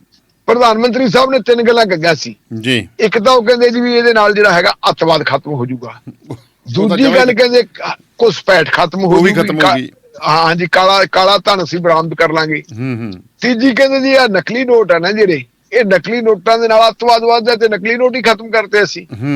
ਦਾਨੇਵਾਲੀਆ ਸਾਹਿਬ ਨੂੰ BBC ਨੇ ਇੱਕ ਰਿਪੋਰਟ ਜਿਹੜੀ ਹੈਗੀ ਜਾਰੀ ਕੀਤੀ ਹੈ। ਜੀ। ਉਹ ਕਹਿੰਦੇ ਵੀ ਕਾਲੇ ਧਨ ਵਾਲੇ ਜਿਹੜੇ ਸੀ ਨਾ, ਜਿਹੜੀ ਨਕਲੀ ਕਰੰਸੀ ਸੀ, ਉਹ ਨਕਲੀ ਕਰੰਸੀ ਤਾਂ ਸਾਰੀ ਅਸਲੀ ਚੀਜ਼ ਤਬਦੀਲ ਹੋ ਗਈ। ਆਈ ਹੋਇਆ ਜੀ, ਅਸਲੀ ਤਾਂ ਕਿੰਗਾਂ ਕੋਲੇ ਤਾਂ ਹਜੇ ਪਏ ਆ ਵਿਚਾਰਿਆਂ ਕੋਲੇ। ਹਾਂਜੀ, ਤੇ ਨੇਪਾਲ ਵਾਲੇ ਪੈਸੇ ਆ ਜਿਹੜੇ ਉਹ ਹਜੇ ਕੀਤੇ ਨਹੀਂ। ਜਿਨ੍ਹਾਂ ਦੇ ਕੋਲੇ ਅਸਲੀ ਸੀ ਉਹ ਤਾਂ ਹੋ ਗਿਆ, ਉਹਨਾਂ ਦੀ ਘਰੇ ਪਈ ਰਹੇਗੀ ਕਿਉਂਕਿ ਨੋਟ ਬੰਦ ਹੋ ਗਏ, ਕੋਈ ਲੈਣੋਂ ਹਟ ਗਿਆ, ਤੇ ਜਿਹੜੇ ਨਕਲੀ ਸੀ ਉਹ ਆਪਦੇ ਕੈਸ਼ ਕਰਾ ਗਏ। ਇਹ ਬਹੁਤ ਕੰਮ ਕੀਤਾ ਜੀ, ਠੇਕੇਦਾਰਾਂ ਨੇ, ਪੈਟਰੋਲ ਪੰਪਾਂ ਵਾਲਿਆਂ ਨੇ, ਹੋਰ ਬੜਾ ਕੰਮ ਚੱਕਿਆ ਹੈ। ਹਾਂ, ਉਹਨਾਂ ਦਿਨਾਂ ਦੇ ਵਿੱਚ ਤੁਸੀਂ ਪ੍ਰਧਾਨ ਮੰਤਰੀ ਸਾਹਿਬ ਦਾ ਜਿਹੜਾ ਬਿਆਨ ਸੀ, ਜਿਹੜਾ ਬੋਲੇ ਸੀ, ਮੈਂ ਤੁਹਾਨੂੰ ਉਹ ਯਾਦ ਕਰਾ ਦੇਣਾ। ਉਹਨਾਂ ਨੇ ਕਿਹਾ ਸੀ ਵੀ ਮੈਂ ਤੁਹਾਡੇ ਸਾਹਮਣੇ ਖੜ ਕੇ ਇਹ ਐਲਾਨ ਕਰਦਾ ਕਿ ਜੇ 50 ਦਿਨਾਂ ਦੇ ਵਿੱਚ ਜੀ ਜਿਹੜੇ ਫਰੂਟਫੁਲ ਰਿਜ਼ਲਟ ਨਾ ਆਏ, 50 ਦਿਨਾਂ ਦੇ ਵਿੱਚ ਜੇ ਨਾ ਆਏ ਤਾਂ ਮੈਨੂੰ ਕੋਈ ਵੀ ਸਜ਼ਾ ਦੇ ਦਿਓ, ਮੈਂ ਕਿਸੇ ਵੀ ਚੁਰਾਹੇ 'ਚ ਖੜ ਜਾਊਂਗਾ ਤੇ ਮੈਨੂੰ ਲੋਕ ਸਜ਼ਾ ਦੇ ਦੇਣ। ਤੇ ਚੁਰਾਹੇ ਦੇ ਵਿੱਚ ਕੀ ਸੀ ਕਿ ਜੇ ਲੋਕ ਮੈਨੂੰ ਚਾਹਣ ਤਾਂ ਭਾਵੇਂ ਫਾਂਸੀ ਲਾ ਦੇਣ, ਚੁਰਾਹੇ ਦੇ ਵਿੱਚ ਆਹੀ ਕੁਛ ਹੁੰਦਾ। ਇਹ ਪ੍ਰਧਾਨ ਮੰਤਰੀ ਨੇ ਕਿਹਾ ਸੀ। ਲਓ ਜੀ, ਆਪਾਂ ਨੂੰ ਹੁਣ ਪਤਾ ਹੀ ਹੈ ਖੱਟੀ ਖੀਰ ਦਾ ਸਲਾਉਣਾ ਕੀ ਹੈ ਕਿ ਲੋਕਾਂ ਨਾਲ ਹੋਇਆ ਵਾਪਰਿਆ ਕੀ। ਇਸੇ ਸਮੇਂ ਦੌਰਾਨ ਇਹ ਜਿਹੜਾ ਫੈਸਲਾ ਸੀ, ਇਸ ਫੈਸਲੇ ਨੂੰ ਚੁਣੌਤੀ ਦਿੱਤੀ ਸੁਪਰੀਮ ਕੋਰਟ ਜੀ ਕਿ ਜੀ ਇਹ ਜੋ ਕੁਛ ਕੀਤਾ ਗਲਤ ਕੀਤਾ ਹੈ, ਗਲਤ ਹੋਇਆ ਹੈ। ਹਾਂ, ਸੁਪਰੀਮ ਕੋਰਟ ਦਾ ਸੰਵਿਧਾਨਕ ਬੈਂਚ ਹੈ ਜਿਹੜਾ ਜੀ, ਉਹ ਸੰਵਿਧਾਨਕ ਬੈਂਚ ਨੇ ਹੁਣ ਇਹਦੇ ਤੇ ਸੁਣਵਾਈ ਸ਼ੁਰੂ ਕਰਨੀ ਜੀ।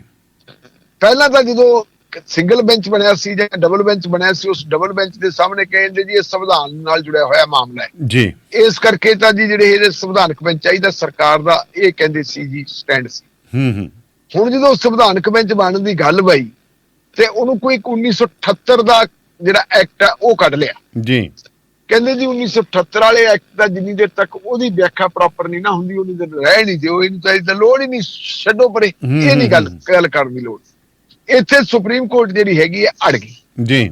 ਸੁਪਰੀਮ ਕੋਰਟ ਨੂੰ ਕਿਹਾ, ਇੱਕ ਜਿਹੜੇ ਹੈਗੇ ਸਰਕਾਰੀ ਵਕੀਲ ਸਾਹਿਬ ਨੇ ਆਮ ਤੌਰ ਦੇ ਉੱਤੇ ਕਹਿੰਦੇ ਨੇ ਲਕਸ਼ਮਣ ਰੇਖਾ ਨਾ ਲੰਘੋ, ਲਕਸ਼ਮਣ ਰੇਖਾ ਦੇ ਵਿੱਚ ਰਹੋ। ਕਹਿੰਦੇ ਜੀ ਸਾਨੂੰ ਲਕਸ਼ਮਣ ਰੇਖਾ ਦਾ ਖਿਆਲ ਹੈ ਜੀ, ਅਸੀਂ ਜਾਣਦੇ ਹਾਂ ਕਿ ਲਕਸ਼ਮਣ ਰੇਖਾ ਨਹੀਂ ਲੰਘਣੀ ਚਾਹੀਦੀ, ਪਰ ਸਾਡੀ ਇਹ ਵੀ ਜ਼ਿੰਮੇਵਾਰੀ ਬਣਦੀ ਹੈ, ਸੰਵਿਧਾਨਕ ਬੈਂਚ ਹੈ ਜੀ। ਸੰਵਿਧਾਨਕ ਬੈਂਚ ਦੇ ਸਾਹਮਣੇ ਜਦੋਂ ਸਵਾਲ ਖੜੇ ਕਰ ਦਿੱਤੇ ਜਾਣ, ਉਹਨਾਂ ਸਵਾਲਾਂ ਦਾ ਜਵਾਬ ਤਲਾਸ਼ਣਾ ਸਾਡੀ ਜ਼ਿੰਮੇਵਾਰੀ ਬਣ ਜਾਂਦੀ।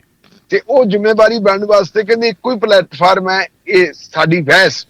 ਜਿਹੜੇ ਦਲੀਲਬਾਜ਼ੀ ਹੋਣੀ ਹੈ, ਦੋਨਾਂ ਤਰ੍ਹਾਂ ਨੇ ਦਲੀਲਾਂ ਦੇਣੀਆਂ, ਸਰਕਾਰ ਆਪਦੀਆਂ ਦਲੀਲਾਂ ਦੇ ਨੇ ਤੇ ਉਹ ਆਪਦੀਆਂ ਦਲੀਲਾਂ ਦੇ ਲੈਣ। ਅਸੀਂ ਦੇਖਾਂਗੇ ਜਿਹੜੀ ਹਕੀਕਤ ਹੋਊਗੀ, ਅਸੀਂ ਉਹ ਬੇਨਕਾਬ ਕਰਕੇ ਤੁਹਾਡੇ ਸਾਹਮਣੇ ਰੱਖ ਦਾਂਗੇ ਤੇ ਉਹਦੇ ਤੇ ਆਪਦਾ ਹੁਕਮ ਪਾਸ ਕਰ ਦਿਆਂਗੇ ਜੀ। ਪਹਿਲੇ ਪੜਾਅ ਦੇ ਵਿੱਚੋਂ ਕਹਿੰਦੇ ਵੀ ਸਾਨੂੰ ਲਕਸ਼ਮਣ ਰੇਖਾ ਦਾ ਹਵਾਲਾ ਦੇ ਕੇ ਸਾਡੇ ਪੈਰ ਨਾ ਰੋਕੋ। ਇਹ ਸੰਵਿਧਾਨਕ ਬੈਂਚ ਬਣ ਗਿਆ ਔਰ ਸੰਵਿਧਾਨ ਦੇ ਮੁਤਾਬਕ ਸਾਨੂੰ ਆਪਣੀ ਇਹ ਗੱਲ ਕਹਿਣੀ ਪੈਣੀ ਹੈ। ਦਾਨੇਵਾਲੀਆ ਸਾਹਿਬ ਬਹੁਤ ਮਹੱਤਵਪੂਰਨ ਜੀ ਇਹਨਾਂ ਦਿਨਾਂ ਦੇ ਵਿੱਚ, ਕਿਉਂਕਿ ਚੀਫ ਜਸਟਿਸ ਸਾਹਿਬ ਰਿਟਾਇਰ ਹੋਣ ਵਾਲੇ ਹੈ, ਨਵੇਂ ਚੀਫ ਜਸਟਿਸ ਸਾਹਿਬ ਜਿਹੜੇ ਆ ਰਹੇ ਹੈ ਚੰਦਰਾਚੂੜ ਸਾਹਿਬ, ਚੰਦਰਾਚੂੜ ਸਾਹਿਬ ਦਾ ਕਰੈਕਟਰ ਇਹ ਹੈ ਕਿ ਉਹਨਾਂ ਨੇ ਆਪਣੇ ਬਾਪ ਦੇ ਜਿਹੜੇ ਕੀਤੇ ਹੋਏ ਫੈਸਲੇ ਸੀ, ਉਹਨਾਂ ਫੈਸਲਿਆਂ ਦੇ ਉਲਟ ਵੀ ਉਹਨਾਂ ਨੇ ਜਾ ਕੇ ਫੈਸਲੇ ਦੇ ਦਿੱਤੇ ਸੀ। ਤੇ ਸੁੱਖ ਨਾਲ ਉਹਨਾਂ ਦੇ ਕੋਲੇ 2 ਸਾਲ ਦਾ ਸਮਾਂ ਹੈ ਤੇ ਇਹ 2 ਸਾਲ ਦੇ ਸਮੇਂ ਦੇ ਵਿੱਚ 2024 ਦੇ ਵਿੱਚ ਚੋਣਾਂ ਵੀ ਹੋਣਗੀਆਂ। ਜੂਜੂ ਲਲਿਤ ਸਾਹਿਬ ਨੇ ਇੱਕ ਬਹੁਤ ਵਧੀਆ ਗੱਲ ਕੀਤੀ ਸੀ ਕਿ ਪੁਰਾਣੇ ਜਿਹੜੀ ਪੈਂਡੈਂਸੀ ਪਈ ਹੈ, ਉਹ ਪੈਂਡੈਂਸੀ ਅਸੀਂ ਖਤਮ ਕਰਨੀ ਹੈ। ਜੇ ਕਸ਼ਮੀਰ ਵਾਲਾ ਮਾਮਲਾ ਵੀ ਪਿਆ, ਧਾਰਾ 370 ਵਾਲਾ ਵੀ ਜੀ, ਕਿ ਸੰਵਿਧਾਨਕ ਬੈਂਚ ਦਾ ਪਹਿਲਾਂ ਕਦੇ ਗਠਨ ਹੀ ਨਹੀਂ ਹੋਇਆ ਸੀ। ਇਹ ਸਾਰੇ ਮਾਮਲੇ ਹੁਣ ਨਿਪਟਾਉਣੇ ਦੇ ਲਗਭਗ ਸਾਰੇ ਮਾਮਲਿਆਂ ਬਾਰੇ ਸੰਵਿਧਾਨਕ ਬੈਂਚਾਂ ਦਾ ਗਠਨ ਕਰਤਾ ਤੇ ਸੰਵਿਧਾਨਕ ਬੈਂਚ ਮੇਰੇ ਖਿਆਲ ਮੁਤਾਬਕ ਜਿਹੜੇ ਹੈਗੇ ਆ ਮਿਸਾਲੀ ਫੈਸਲੇ ਆਉਣ ਵਾਲੇ ਦਿਨਾਂ 'ਚ ਸੁਣਾਉਣਗੇ ਜੀ। ਸੋ ਸ਼ੁਕਰੀਆ ਢਿੱਲੋਂ ਸਾਹਿਬ, ਬਹੁਤ ਬਹੁਤ ਮਿਹਰਬਾਨੀ ਤੁਹਾਡੀ, ਧੰਨਵਾਦ। ਸੋ ਪ੍ਰੋਗਰਾਮ ਸ਼ਮਾਦਾਨ ਬਾਦਸਤੂਰ ਇਸੇ ਤਰ੍ਹਾਂ ਜਾਰੀ ਰਹੇਗਾ। ਜੁੜੇ ਰਹੋ ਰੇਡੀਓ ਪੰਜਾਬ ਟੁਡੇ ਨਾਲ। ਫਿਲਹਾਲ ਇੱਕ ਬ੍ਰੇਕ ਦਾ ਸਮਾਂ ਤੇ ਫਿਰ ਹਾਜ਼ਰ ਹੋਣੇ।